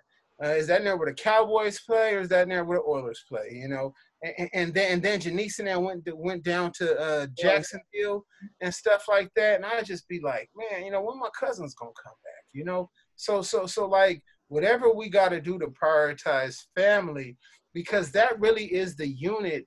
We know that that's the unit of our power, because that's the unit through which we were exploited. You know what I'm saying? So it's like they the black family apart. And that doesn't mean that sort of we reinstate family by sort of having a Eurocentric patriarchal culture, right? That's not what we're talking about. We're not talking about like, that's your daddy and he sit over there, he don't do nothing, you can't say nothing, and then, you know, if he say something, he'll beat you. Like, that's not what we're talking about. You know what I'm saying? We're talking about a family relationship through which the strength can come even if things are still much more sort of like democratically organized. So that's good stuff. But Mom, I like to hear from you though too, because I mean, you know, that's the one thing about my grandpa I really appreciate is those kisses. Right. My grandpa used to like, look, man, if you got a big beard, have a big beard. If you don't, not gonna have a beard, don't have a beard. But don't have that like little what they call that, 4 o'clock, 5 o'clock. Right. And man, should come rub all up on you. Yeah, that's what I was just thinking. One of the and then scratching your face and stuff like that. One of my favorite memories as a child is when my father would he would shave for a little, like he had a goatee and mine won't grow in, so y'all with these beards, that God bless you, but he would just start growing it in, and it would be like that hard stubble, right? And he would just grab me and just scratch my face. Yeah, but funny, Pops. Man, hey, funny. You know, I wanted to come back to one thing while we're talking about, and I know we're gonna run out of time here in a minute, but just talking about what, take a couple extra moments. right, about what's going on now with just kind of what's happening on with the protests and with the and just things that have been happening forever.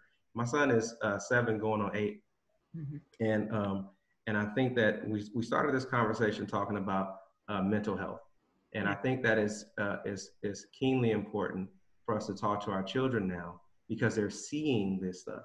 Like, and they're, both my kids are at a place where we watch some of the protests that were going on, and kind of talk to them, and with the loveliness of being able to pause things, we pause the TV and tell them, like, here's what happened.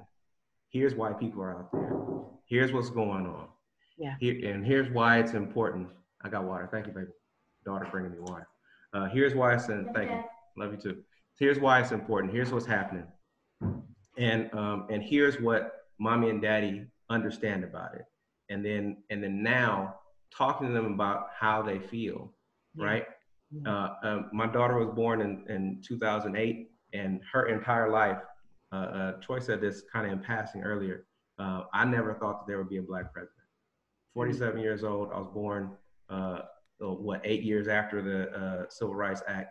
I was born in 1972, 8 years after the Civil Rights Act was passed, and 4 years after the assassination of Dr. King. I never envisioned that there would be a Black president. I remember when Barack started running, I was like, oh, he might, make some noise, but I didn't think he was going to be president, to be honest with you. But both of my children live in a world where that's not an impossibility. Right. And the fact that that changed their mindset before they even knew that they had a mindset about it.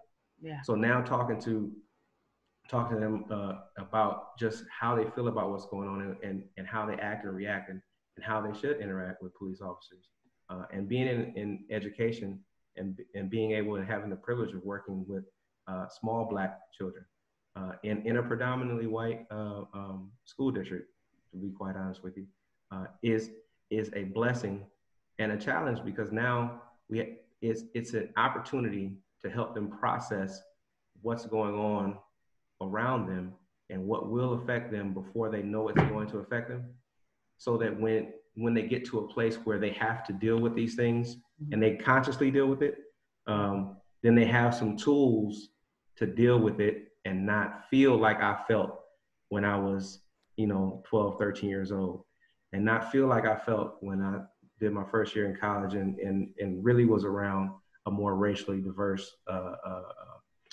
group of people. And to be able to learn that now and have that background, I think that's critically important for us, particularly as Black men, to say things to like Troy said about his son. Like, look, it's okay to cry. Yeah. If your feelings are hurt, crying is what God gave us to help us deal with feelings. Yeah. Right? Not that you're a punk, not that you shouldn't be crying, not like some of the fathers that were in my neighborhood, not punching you in the chest so you'll stop crying. You know what I mean? That type of stuff. But being able to feel those feelings, process those feelings, and be able to be okay with the fact that, you know what, my feelings hurt. You know how hard it is, and the brothers can talk about this now. You know how hard it is for a man to say, you hurt my feelings. Right? Yeah. Not like you tripping, not get on out of here, go away from here. With I got old slang, right? But just to say, you hurt my feelings. And to teach my son, hey, that's my niece. Everything. And here's the thing, look.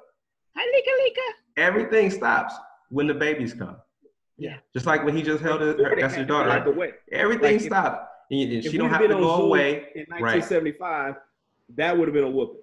Yeah. Right. Yeah. You over here with grown folks talking. Yeah. Right? No, you hold them up. And you let them know that no matter where daddy is, you're welcome. Yeah. Right? Yeah, I learned that I had a white business partner, and we, come in the office, and his daughter be just running around and drawing on the dry erase board, and he would just be telling her it's her business. Where I was brought up to say, kids had to be well behaved in public. You know what I'm saying?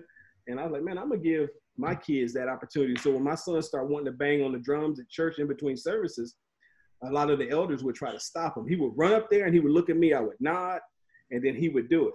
Right. And then when the other kids start doing it, their mamas and daddies would, hey, this is sanctuary. Sit down. Right. But that's fear, though. And what's under that is that fear. Like you have to teach your children to be well behaved in public. You have to teach your children not to do certain things in public. Yeah. And some of it was embarrassment, but some of it was fear that if your children do something like whistle at a white woman like Emmett Till, then they end up dead and hanging from a tree. So there's this trauma that we carry. My dad is the same age as Emmett Till. Right. And he's so there's this trauma that we carry with us that leads us to tell our children, don't bang on that, don't do this. But white families don't have that same experience. Right. That's that colonial. That's why I know my organization people getting annoyed at us, but we say it's not racism, it's colonialism. And what we mean by that is racism is the bad thoughts in people's heads, but the power, because look, there's bad thoughts about China.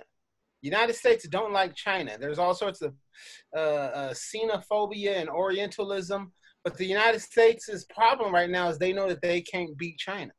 They can't whip China. So China has established power, whether you agree with it or not. They've established the power to be self-determined in their relationship internationally, right? Yeah. So that's why, I mean, look, if you establish enough power, people gonna like you. I mean, the thing about us is we know they like us. They just don't want us to be free. They want to, a text coming. They want us to, they like it, so they want to profit off of our creations and things like that. So it's like, but the thing is, we need that power. So I think, just like Komal was saying, it's like we end up training our kids to survive in this same brutal system, because we don't want them to be fully punished, but at the same time, they don't end up being like what we got to do is sort of teach our kids like how to build that power. Right. Well, Michael, this is kind of off subject, but I want to bring it into this point because I remember, and Michael remembers, we went to our family is Panamanian. Our grandmother was Panamanian. And so my mom and they kept us in like cultural or Latino cultural events when we were younger. And so by the time I got to grade school, I sounded like traditional, I'm gonna say traditional like that, what we know in California as a Latina. And they would look at me at the color of my skin and going, you shouldn't say tree. Like I would say tree. And I had seven years of speech therapy to change my tongue because I would roll my R's. Wow. And I talked like my native. And they felt like, because especially, and it's another dynamic we'll get into, but they felt like I remember I was at Webster. You shouldn't talk like that. You need to talk like this. And then what was the first thing that happened when I got to middle school? You need to take Spanish. Mm-hmm. So I'm in Spanish trying to learn how to roll my R's, but you took years to undevelop that. Like I still can't roll my R's. Wow. And it's like, wait. That's crazy. Calling it. So one of the things is I want to bring us, as we come to a close, I definitely want to make sure we hit this point, because what I realized in this movement, what started happening was addressing my relationship with Black men as a Black woman. And what was illuminated to me was some of the trauma that I walked through over the last 5 years. I mean, people may not know this, but I lost my job because of somebody who was of a lighter persuasion said something that was wrong about me, and a Black man pulled the card. Wow. Right? 4 Black men, and none of them, I mean, even when it came to the pay of what I should have been receiving for pay, they were like, no, you shouldn't get that. I watched people at the table that look like us make decisions for people of color that eliminated Black people. And so I had to start dealing with that trauma for that.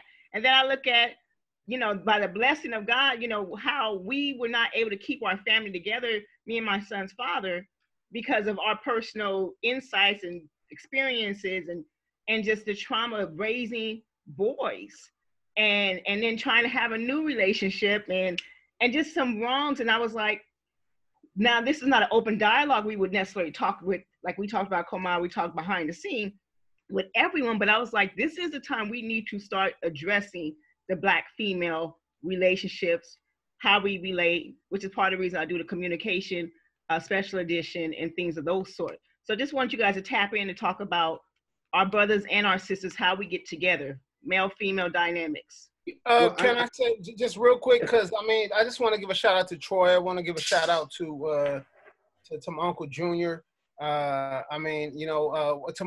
my dad, to my mom.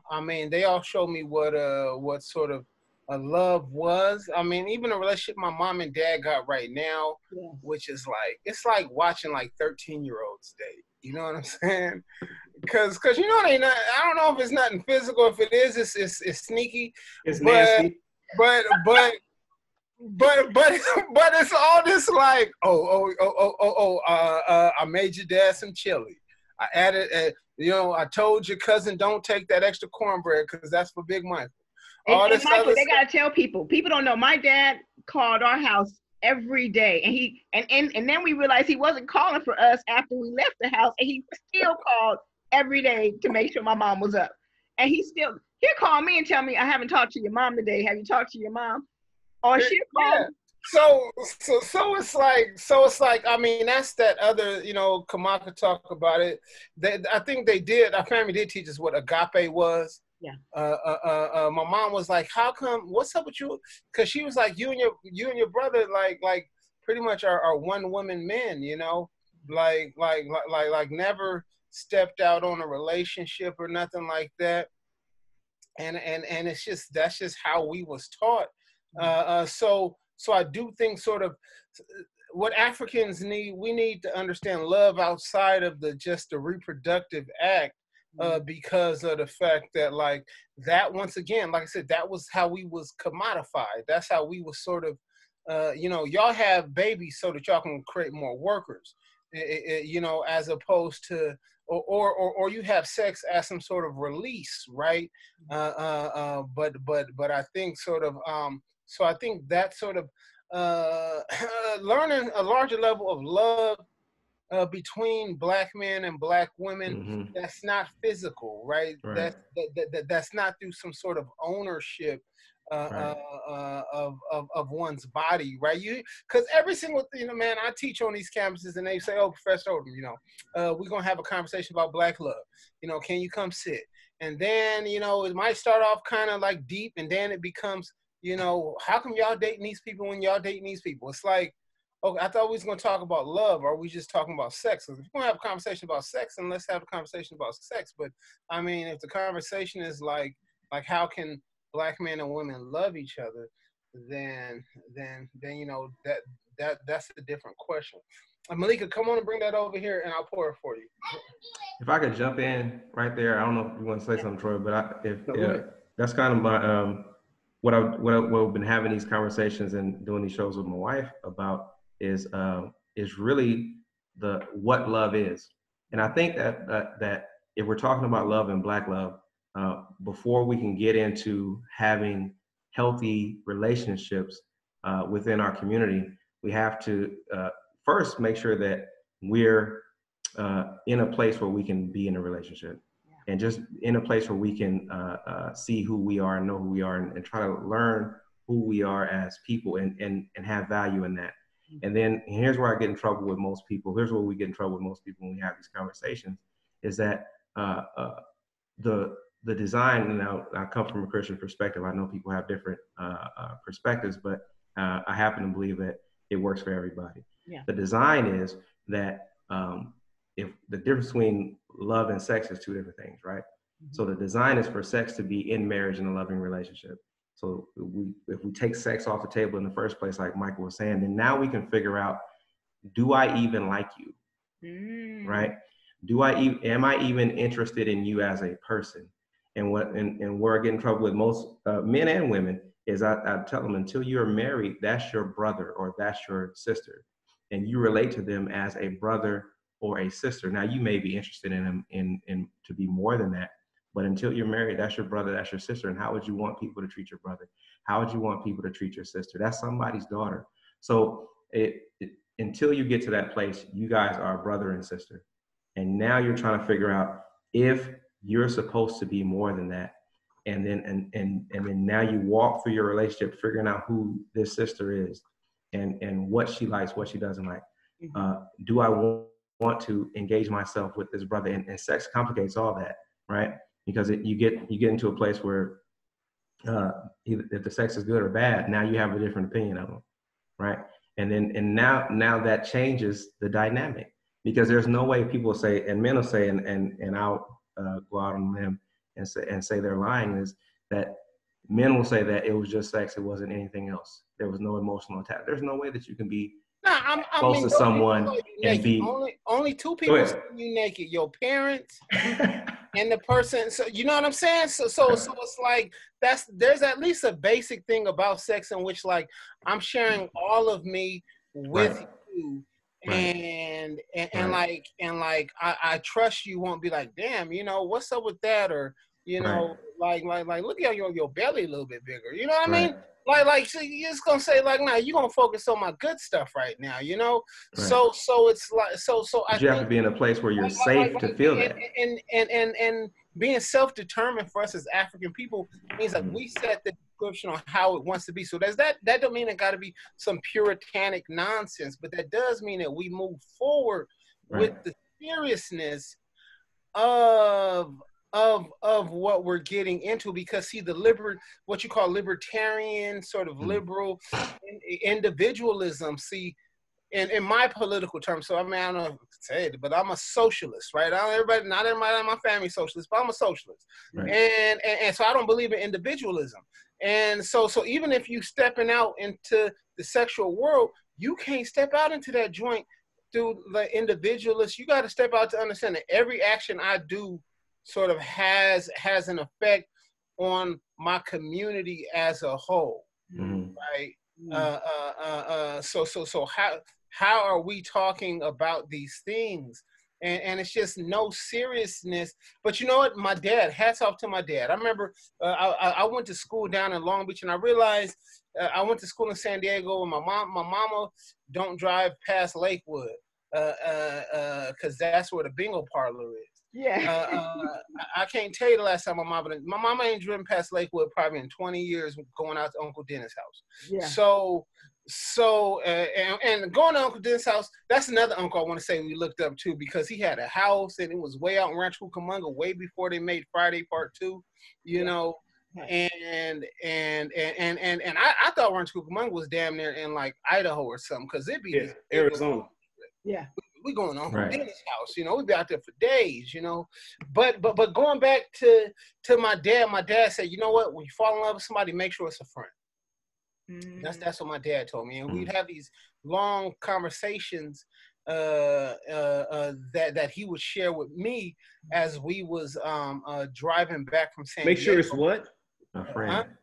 A friend. Oh, a friend. Okay. So he always said, make sure you fall in love with a friend, Michael. And it would just be But small. you know what, Michael? I want to say, Daddy never talked to me about male-female relationships. Well, look, let me just say this. But you his baby.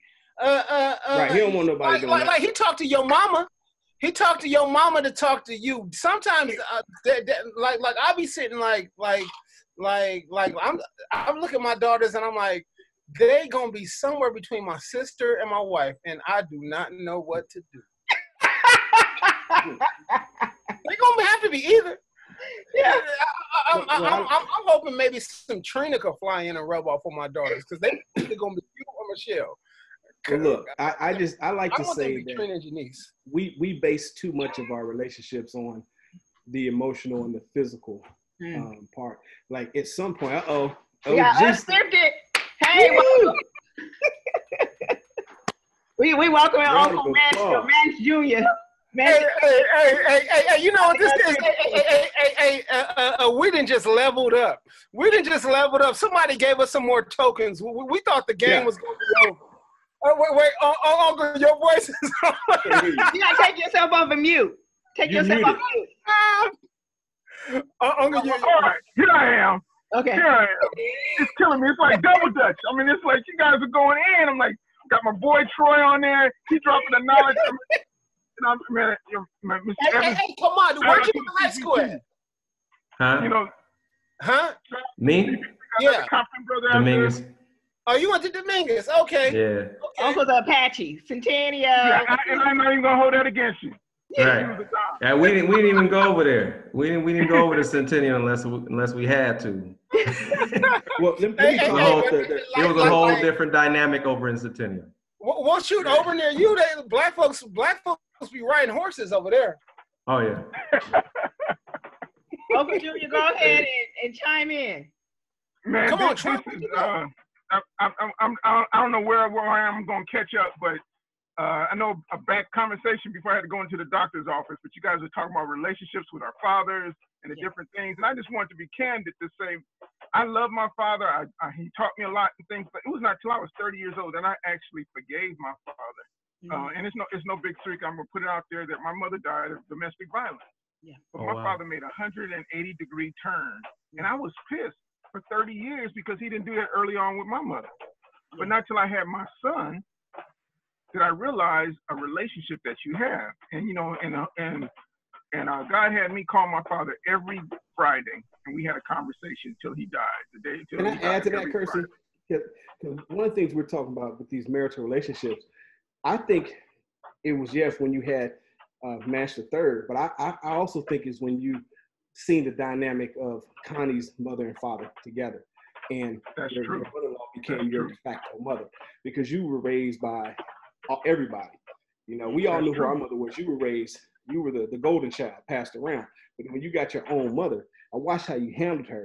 And I think that was dynamic that changed. And while I'm on that subject, when I talk about my wife that's in here, we're at an age right now where I remember when we emptied the nest and we were about to go to Vegas, and everybody like, yeah, man, y'all go out there, you know, do this and have a lot of sex. And I'm like, man, we've been having sex since 1990. So we got to the hotel. The SLS is beautiful. She put out a hot outfit. You know, I put on my good drawers. And you fell asleep. Not the good draws. We went to sleep for about. Hey, what you talking about exactly? Yes. And so when people get to talk about sex and love, love ain't enough. It's about respect. It's about honor. It's about value. It's about the things that you do because of the commitment you made, right? And so when people say, oh, black love, I'll be like, shoot, look, we can be at each other's throats, but if she called me and she got a flat cross town, or I'm still come home to dinner. We don't break the rules when we not getting along, right? And so the new philosophy we've developed as we've gotten older, at least I have, is, well, I'll be mad about this in 5 years, right? Because I've heard about Big O left his wife too early. I can name 10 other cats I know who did the same thing, right? And so if I'm in my emotions, right, based on something that happened that is just, you know, a trigger for me, emotional, I'm gonna still talk through it. But if it don't make a difference 50 years from now, 5 years from now, man, we gonna move past that. And that has to do more with empathy, respect, love, and honor, rather than just this black love of just us holding hands. People love it when they see us kissing or holding hands. Right. But no, I like more when I look at Kirsty's relationship, that they're actually working together. Me and my wife are starting to work together more, but I watch them cater together and how well they work together. And, you know, like I said, when you get into your 50s, you know, it's not as automatic. Everything got to line up. Plus the trash got to be taken out. The kids got to be gone. The oil got to be changed. And then you got to take a shower. Everything, right. If everything is cool, you might get you some. But you might not. And that allows you to go back to work. Hey, wait a minute. Here's what I want to say. Troy's telling the truth. Hey, I'm 54 years old, and I wanted to jump in. I was on the call before, mostly with some of the young cats, and they were, 20s, 30s, and stuff. And they were talking about this black love and it's all this kind of stuff. When you play the long game, let me tell you, I love two things. I love making love, and I love the bookstore. So I can be coming home and say, well, make love with my wife, and I better not pass a bookstore, right? But don't mean I don't love. Don't mean I don't love. And Uncle, this ain't even nothing. That's my 4th string of books back there. Well, so it ain't that I don't love her any less. It's that the relationship Troy has said is gone past that. My brother told me when I first got married, he said, hey, don't start nothing you're not gonna finish, and then don't start nothing you're not gonna finish. So my wife knew when she met me, my car could at any given time veer off to a movie theater in between work and home. Mm-hmm. So when I wasn't at home, on a Friday, right at 5 or 6 o'clock, she wasn't thinking I was out cheating on her or something like that. That was before I had this, a convenient cell phone where I could shoot her a text and say where I was. She knew that it was a new movie came out, and more likely he went over there. Yeah. Better yet, like Troy was talking about with the relationship I had with my mother-in-law, who's my mom, is that I'd be sitting over here and she'd call over to the house and say, hey, can you send my husband home? Because I didn't have that relationship. I didn't have that relationship with my mother. But Troy is right. My father-in-law, my father raised me, and it was like going to undergrad. But when I met my father-in-law, it was like going to grad school. He refined me. And I only had a short period of time with him. It was like maybe 4 years before he passed. Yeah, but I saw the relationship that he had. It was just, You know, and because so two people. So I was talking about my dad. I was talking about my Uncle Junior. Because so much of the stuff, when I went to college, I was like, I want to be like my Uncle Junior. Right? I want to be in the Black Student Union like my Uncle Junior. I want to do this like my Uncle Junior. I remember one time, and I think I told Uncle Junior's son, Manch, when Manch was living with me, this story. Because see, Kerseys love ketchup, right? Love ketchup. Hershey's put ketchup on anything. I put ketchup. If it'll work, I put ketchup on top of damn ice cream. You know. So Uncle Junior used to put ketchup on his eggs. Yeah. He used to put ketchup on his eggs, and I remember one day I went over to my dad's house, and we out there eating breakfast, and I was like, you got some ketchup? And my dad, I think my dad probably already knew, but he's kind of like baiting me, right? So what do you want ketchup for? Yeah, I'm gonna put it on my eggs. You know, one thing. So nephews, while you're out there, Jeremiah, Josiah, do not go to Marcus's house talking about your Uncle Michael do something. That's why you want to do it. If your daddy don't do it. But you know what, Michael? I'm glad you said that because it was a competition. Because I'm telling you, my dad was like, oh, you ain't never put ketchup on your eggs before. Hey, I've always had a philosophy. Well, you know, I was like, Uncle Junior put ketchup on his eggs. Uncle Junior put ketchup on his eggs. Can I say something about Black Love? Was like, Uncle Junior was like, oh, I can't wear no Reeboks because they come from South Africa, you know, and so I'm going back and forth. I'm like, well, Uncle Junior said we can't wear Reeboks. Uncle Junior put ketchup on his eggs.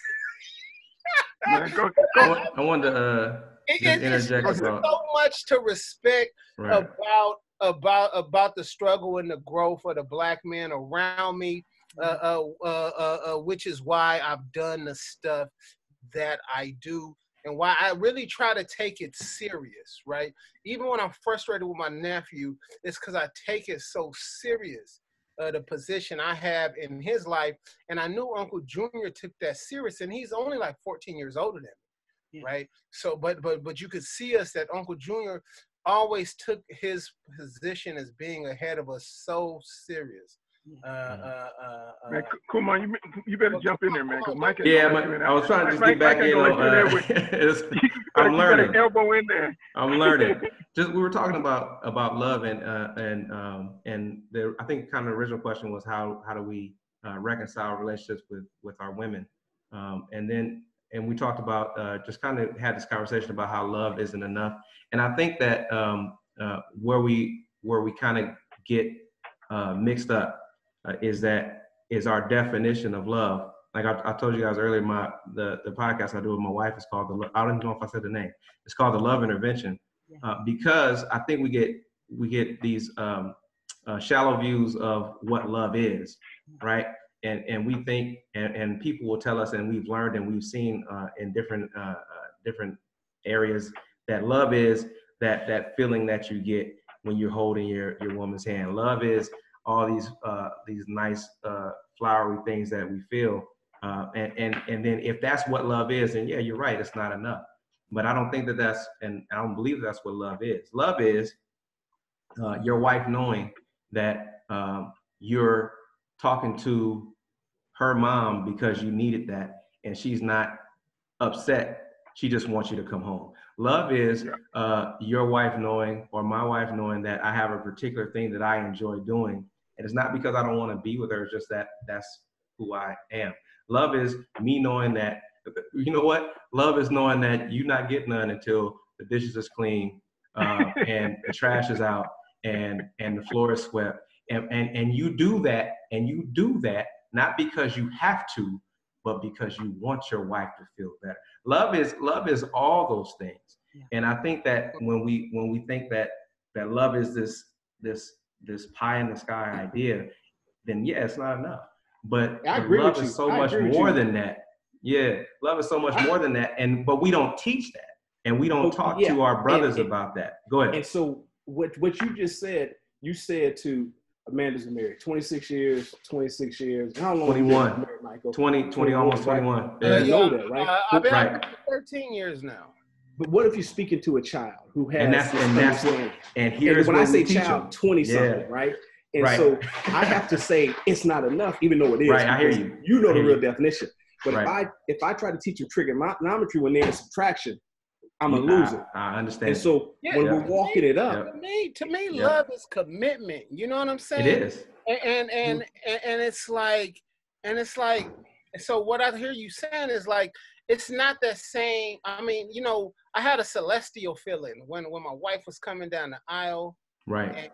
And like I saw myself, you know what I'm saying? Right. So, like I literally had like an out of body experience. It was like, it was the most genuine, amazing feeling I ever had in my life. You know, it was surreal. Right. But when it's like, I don't know, 6:15 is 5:30 in the morning or something, and you got to roll out, and I mean that's the level of commitment. Right. Like that. Like right. So that feeling that I felt. That's why some people have been married 10 times. Right, because they're searching for that. So you gotta understand that your wife ain't gonna like you all the time. Right, and still right, love her. Right. And you ain't gonna like her. Right. And still love her. And the other thing I have to realize is that like there's ways, and it just can be during even honestly now, 13 years into marriage, that like sometimes it's not really even just the duties. Cause see, the way in which capitalism has trained us, you say, shit, I didn't punch, I didn't did my hours.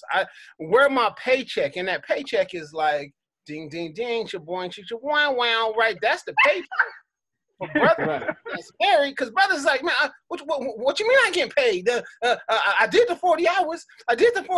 You know what I mean? And it's like, yeah, but the value of your work wasn't good enough. And you're like, you know, I'm tired. Mike, but Troy was talking about breaking it down to somebody which 13 double digits years in the game. Yeah. I had a young guy early on who was getting married. He got married and was married for 6 months. And he came to me and said, man, I think I'm going to divorce my wife. I want to see if I can share your apartment with you. First, I told him it was crazy. I'm like, why you want to do that? He said, well, she's not my intellectual equal, and her butt's too small, was his response to me. You know, I mean, give her some books and some grits. You know, and so I was ready to go in on it, but I had to stop for a minute. So it came down to, I drilled it down to a simple thing. I said, man, you need to go find you, when you get married, you need to find you an applesauce woman. And he was like, well, what are you talking about, an applesauce woman? I said, if you're crazy behind, go out there and get hit by a truck and you turn into a paraplegic and all you can eat is applesauce, she's going to stick with you and feed you that applesauce for the rest of your life. 10 years from now, we're doing a doctor appointment thing. You know what I'm saying? You know what I'm saying? Like this ain't about, hanging from the ceiling no more. This is about, do you recognize the signs of a stroke? Yeah. Right. My wife, when I'm asleep, she tells me to get on my side because I don't breathe as well on my back. So she knows things I don't know about me.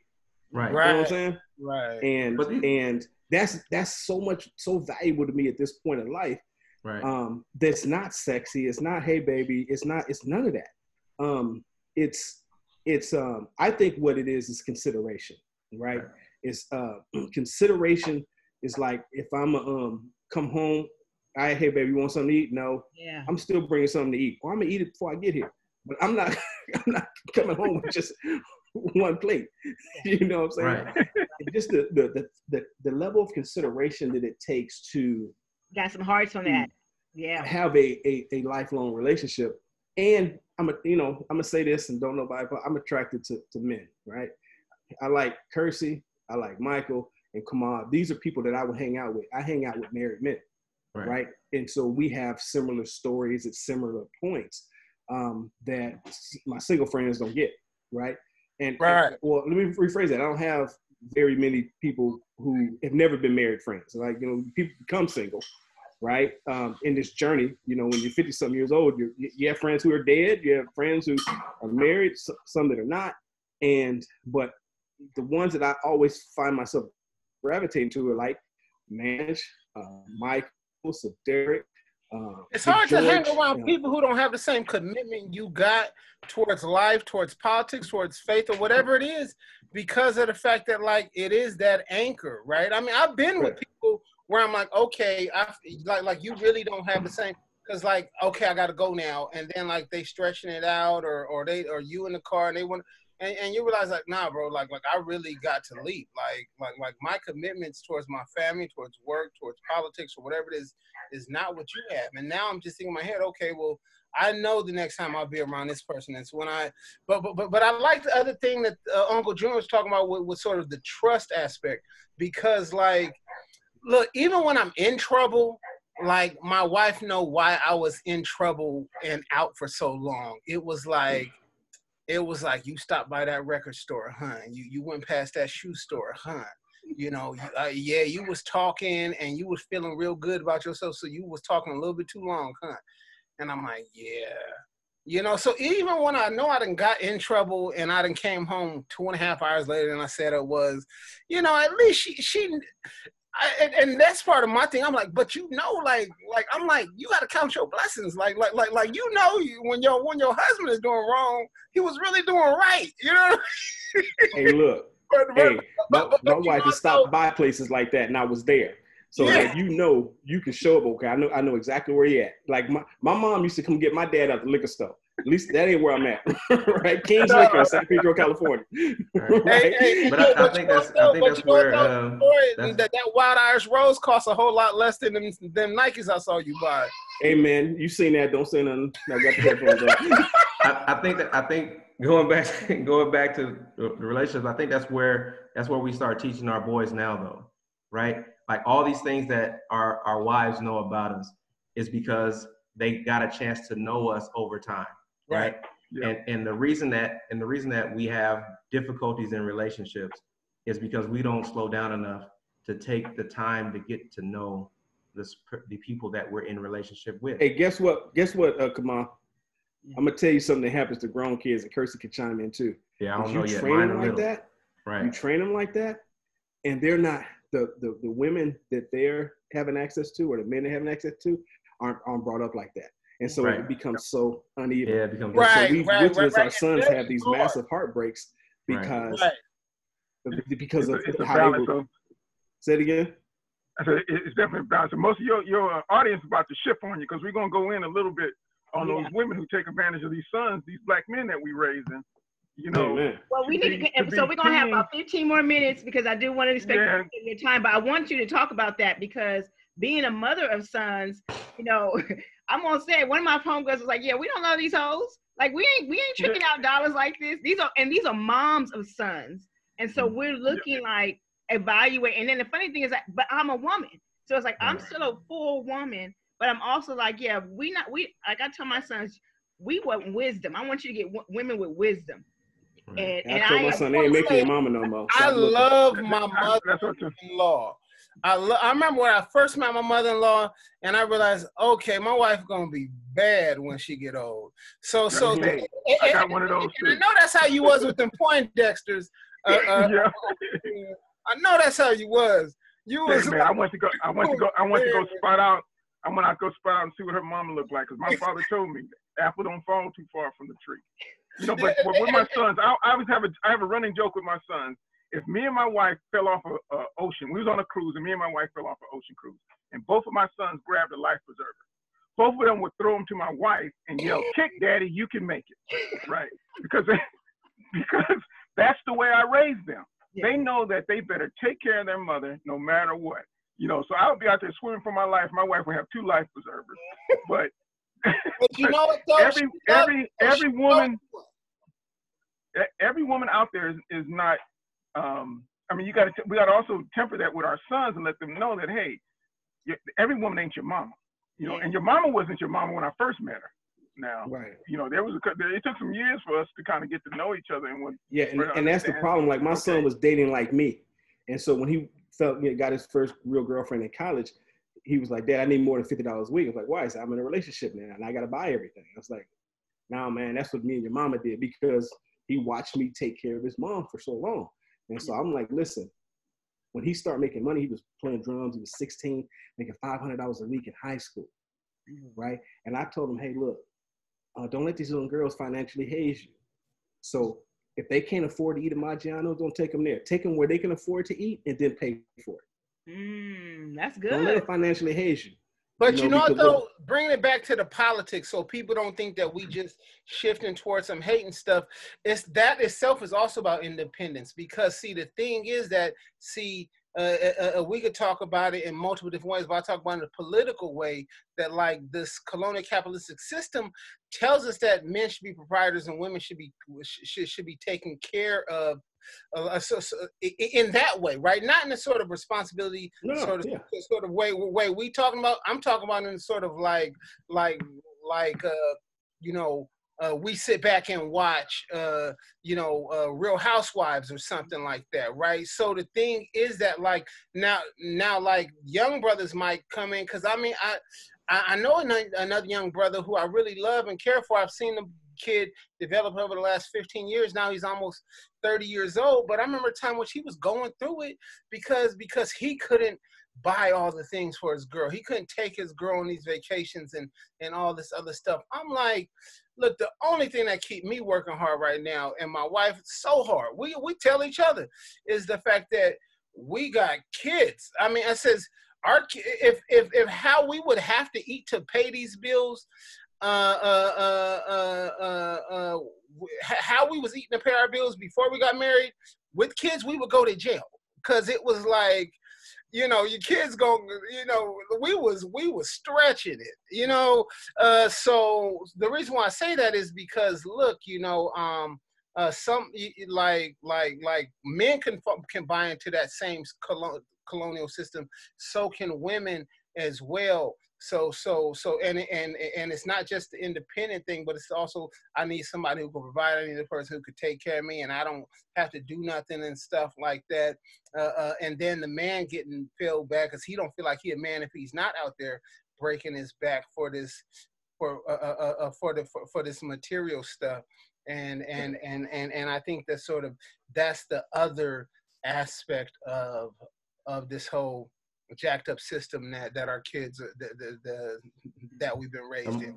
So I hear you. Michael will talk about the political side. I'll talk about it from just say a faith standpoint. Women, iced coffee. women, and a lot of what I hear women say that they want and what they strive for is not necessarily a man that can provide for them. I think those are not provide for, but I provide and fly them out places. I think those are more those are younger. I think those are younger minded women. I think what women really strive for is a man that can support and lead them at the same time. Yes. Right. So and a lot of and take care of your kids and be the man that they need them to be in front of them and underneath them, and that's not sexual. But it's just real support hard them when you got the young lady out there making 80,000, the dude's making 30, right? But here's why I say that, because I think we start out our relationships in the wrong way. Like Michael said, his father told him, when you marry somebody, marry a friend. And we don't take the time to become friends with people. We develop relationships. I think a lot of times we develop relationships under strictly on romance or strictly on that eros love. And what we need to be focusing on is that Philadelphia love, that brotherly sisterly love, and that agape love, so that when you see this person, you see them as a whole person, not just somebody that is good for you to take advantage of. So now as a man, I can be the one that my wife needs. And even if she's not my wife yet, I'm striving to be the husband while I'm her friend, right? Yeah, so now she can see. Go ahead. My wife's a baby boomer, right? And in the social construct of the social laws that we were up under, she had to find someone who was going to provide for her, right? And I fit that bill, right? And now my wife earns, if not as much more than I do. It's flipped. But our daughters they looked and said, you know, I don't want to be dependent on dad like mom. I want to get my own bag, right? Right. And so my daughter, who's a manager at Toyota, says, it's hard for me to go from being the manager at work to the helpmate at home. And so the Christianity construct of her parents, her grandparents, it really doesn't serve the younger women because the young men aren't excelling at the same place. They're not climbing that ladder. And so the higher they go up, the less of us they see. And so but they you look know, at us that's why we gotta go back to the political though, because like what ladder? You know what I'm saying? But yeah, right. And here's where I would differ. Because that's the frustration they all feel. Right. Man, I've been moving. Because they bought into it. System more and more alienated, and I don't see other people around me. So like, and then they don't want to say, "Oh, I've achieved in this nonsense system," right? So the thing, because first and foremost, the thing that I realized is that my relationship got better once I realized I wasn't making money and she was making money. We had income, right? So to be honest, that's where I was going. Stuff got so much better when because all our money going to the same bank account, right? You know, that's because I tell you like this. I mean, even if I do make more, my spending habits are terrible. I came from Springdale, so the whole thing was like, shoot, I got paid. I need to let people know that I look good and we living. So we gonna go somewhere cool. I'm gonna buy something cool, you know, things like that. So it's like even when the times I've made more, you know what I'm saying? By putting that money together, there's far more. I think the challenge there, and I think that you may be going there also is that it's not all financial when you start talking about leading or being a head of a household or the different things. Right. It's not that at all. That's a portion of it. But the society we in, granted, is the one who talks about making money. Michael can quote probably some of those cultures that I probably couldn't quote off the top of my head, other than like the Moors or so. That the men came in as the warriors, conquered, and the women was the money changers. That was the curses. That was the women curses when people gotta go back that far. No, when women tell me, when people tell me a woman can't raise a man, I say I know Maria, Debbie, Sheila, Ella, they raised us, and the men were out doing the work. You know what I'm saying? That's right. And it wasn't just you know, the wipe your nose. It was a complete package. So if you put your money in the melting pot, and then you start divvying up those responsibilities, I think that as a leadership and as a head, I'm a fool. There's a joke that stands that says, "Hey, I'm the head of the household," and my wife will say, "Yeah, but I'm the neck," and it ain't going nowhere unless I turn it left or right, right? So the agreement that we have to have whenever we do something, if my wife is not necessarily in agreement, it's like dragging her up a hill, right? She'll go, but I'm gonna have to grab her. She ain't climbing, she ain't doing nothing. You got to pull her up on the rope. But if we're in agreement and we climbing that hill, I literally have to chase her down to keep up with her because she's driving. What's next? What's the next thing? Let's go. We said we're going to do this. And we both got a veto power. And I learned this from my brother, Bob. His marriage, he says there's not a 50-50 relationship. For him, there was a 49% relationship. And there was 2% on the shelf. And when it came down to a hard decision had to be made, and he had to make a decision, that he would just grab that 2% off the shelf and he would say, this is the direction we're going to go in. I need for you to follow me. I need for us to go. But he had to earn that 2%. He had to earn that 2% to put on the shelf. Yeah, and I think that's where we develop, right? As we're having our relationships and as we're leading into marriage, and we have to show each other that we can trust each other. And I think that's what we teach our boys and what we teach our girls. Like you develop trust, and you develop trust where? In friendships. And as you're growing and as you're learning and as you're knowing, then now you can have a level of trust so that your wife, when you become a wife, because until then, and here's the other thing, like until you're married, you don't have an obligation to trust a man who's trying to tell you to do something. Now, until you're married, you don't have an obligation. You don't have an obligation to pay for everything that woman is doing. Now you do it because you're pursuing her, but it's not your obligation. And it's not necessarily about money. It's about learning how to trust and learning how to develop the love and learning how develop in a place where you can say, I don't like, for my wife, I might say, this is what we need to do. And she's an opinion. Most of you know my wife, she's extremely opinionated. And she may say, I don't see it, but I trust you. Yeah. And I trust that you have our best interests at heart, and I'll go with you. Now she's gonna give her opinion.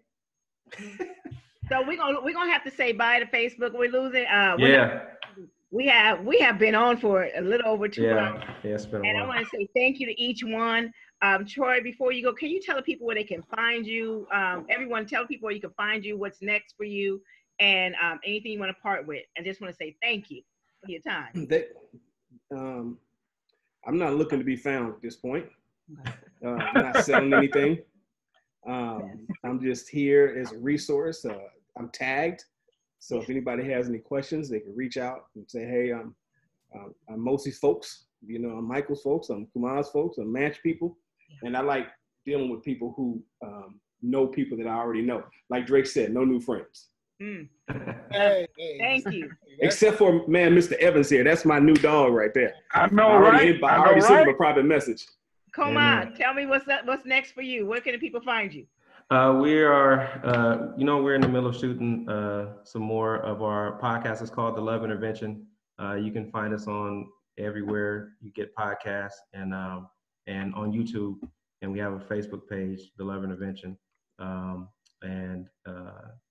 don't know, I haven't preached in a while, but I have a Pastor S. Evans page too. But The Love Intervention is what we're doing right now, just trying to help relationships and help people in their relationships. And so that's it. Loveintervention.com. I'm already there. Amen. Uncle Manch. Spotify. So you guys don't know, Troy and Manch will be back later on this month. So stay tuned for those details. And tell people where they can find you, what you have going on. They can find me on LinkedIn, but also on fotlcatering.com. My wife and I own a food service management company, local for right now. So if anybody, Jacksonville folks that's around there, they can find us on that. Yeah, see you. But also. Hey, Troy. What's up? Hey, Dizzle. Hey, what's up, Troy? Before you go, Troy, where can people find you? Because I know you are everywhere. Nah, he said he's not trying to be found. Not that Troy. I'm talking to other Troy. But I'm trying not to call him little Troy because he ain't really little. He just left his phone ring. You know how they are. That's where you can find him. Yeah, on his phone, on the IG or something. We'll figure it out. We'll tag it. Michael? Now, just in short, I want to say, shout out to my sister. I'm just so proud of my sister. I love my sister. She call them to see if they open it. She had the same face for like however many years she's been on this earth, but yeah, I know, right? She got that cursey thing where like they hit an age, then they kind of just freeze frame for a while. So until they probably hit like 70 or something, because like. I realize my mama is older now, but she still got that younger look. So it's like, I don't know what it is. It's the Barbados or the Panama or something like that. But shout out to my sister. I'm actually younger than my sister. So I feel like I look okay, but like, I don't look like I'm 28 like my sister. So, I need to see you. Right. One of my fraternity brothers hit on my sister recently. And just to be real, Mosey was asking why he ain't said nothing a couple weeks before that. So, that's my sister. I love my sister. I really do. Yeah, but you got all these male friends. Well, I'm still single. That's what I'm saying. Well, let me say this: the family that's on this call, your generation, Mosey and Michael are the only ones who's ever visited me in Texas. And I've been here 33 years. Ooh. Okay, what about Trina? No, Trina ain't coming. Trina visits Tamara. Yeah, that's true. That's very true. And that's okay. So we'll give Trina. Her and that's what I miss. Me and Kersey, me and Manch, my sister and Katrina. I wish my son and Manch's sons were together like we're together. They're cool. Yeah. But they're not like, they don't have those moments where you want to say, walking down the railroad track, say you want to see a dead body. You know what I'm saying? They don't have that. Yeah. Boys in the hood. That's what we need. If anything, like, this is really underscored the way after we get out of this thing, they say, okay, we got the antivirals or the vaccines or whatever. Y'all can go back to like being ridiculous like y'all was beforehand. it's going to be a new level of ridiculousness. I mean, I want a road trip to Texas. I want a road trip to Jacksonville. You know what I mean? Just uphold everybody. I just want to shout out. Don't realize how much you're missing until you don't have it. Right. So I want to shout out my parents. I want to shout out Mosi, her sons, my brother, my niece, and all my cousins for whom we grew up like siblings. But like, let's make that other transition. You know, my great grandma, my dad's grandma, passed away December 2006. I remember sitting there and something that hit me. I realized sort of the connection that my dad and them had was that they realized they were the oldest generation. And I realized, and this was 14 years ago, that like I had passed to that new generation. So I took that serious, you know, and I was only about 27 years old at that time. But I just realized, okay, I'm in a new level of generation, and I need to be serious about the stage in which I'm moving into. What I tell all the young kids is like, see, by the time you turn 30, what you're doing is a profession. Because if you was in the military like the generation before us, you'd be 8 years from being a lifer, right? So if you had gone to college, you'd be in college and like, you know, you could have, you know, and you've been out almost a decade by that time. So the thing is, commit to something. And commit to something that sort of brings joy to yourself, to your family, to the world, and just make this place better. So if you like dig some of the stuff I've been talking about, you can go to a couple places where I write and I post things. You can go to inpdum.org. I've written stuff on that website. It's my organization. Also, theburningspear.com. It's an online Black Power newspaper where I have written articles as well. If you go we'll post it in the comments also. We'll post it. If you go to those places, you can read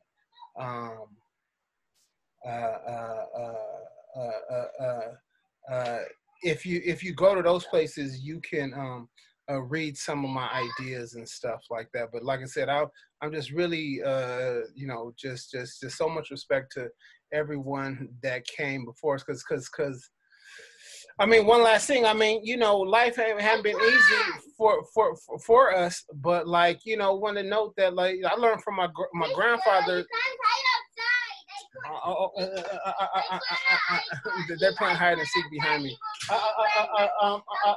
I learned from my grandfather that my great grandfather was almost lynched in Coshada, Louisiana. My family was from the worst part of the South, and it was the absolute Northwest Louisiana was the worst part of the South, and that's where my family was from. So it's like, and then where other part of our family was from in Panama in the Caribbean was a place where long before the coronavirus pandemic, they worked our people to death amidst a malaria and a Spanish flu outbreak just so that a big ditch in the ground could be created and American commerce and American imperialism could be solidified, right? So that's the hardship that sort of came down on us. So as we heal, we got to understand that that's where that trauma comes from, and that trauma don't know years, right? Sometimes I'll be tripping over something that was like 20, 30, 40 years ago, and I feel ashamed. I'm like, damn, that was that long ago? You know, when I lost my teeth, that was like 28 years ago, you know? And I sit back and say, damn. It's some history. Like that was so long ago, but that's why, as y'all are talking about, that healing is important. But the way in which I heal is through sort of commit myself to making the world a better place. Love you, brother. As everyone knows, you can find this. You'll find this dialogue on Compassion in Action channel, YouTube. I'll also have a snippet, and it's also posted on our pages, so you'll see that going forward. We thank you for your time. We're gonna say bye to Facebook. Love you, Facebook. All right. See you later, Mos. Okay, thank you, everyone. Appreciate you immensely. And I know, Troy, you got to go. Michael, love you. Thank you, Koma. And I'll send you guys this whole feed via a Google link. Okay. All right. Thank you, brothers. I appreciate you. Love y'all. All right.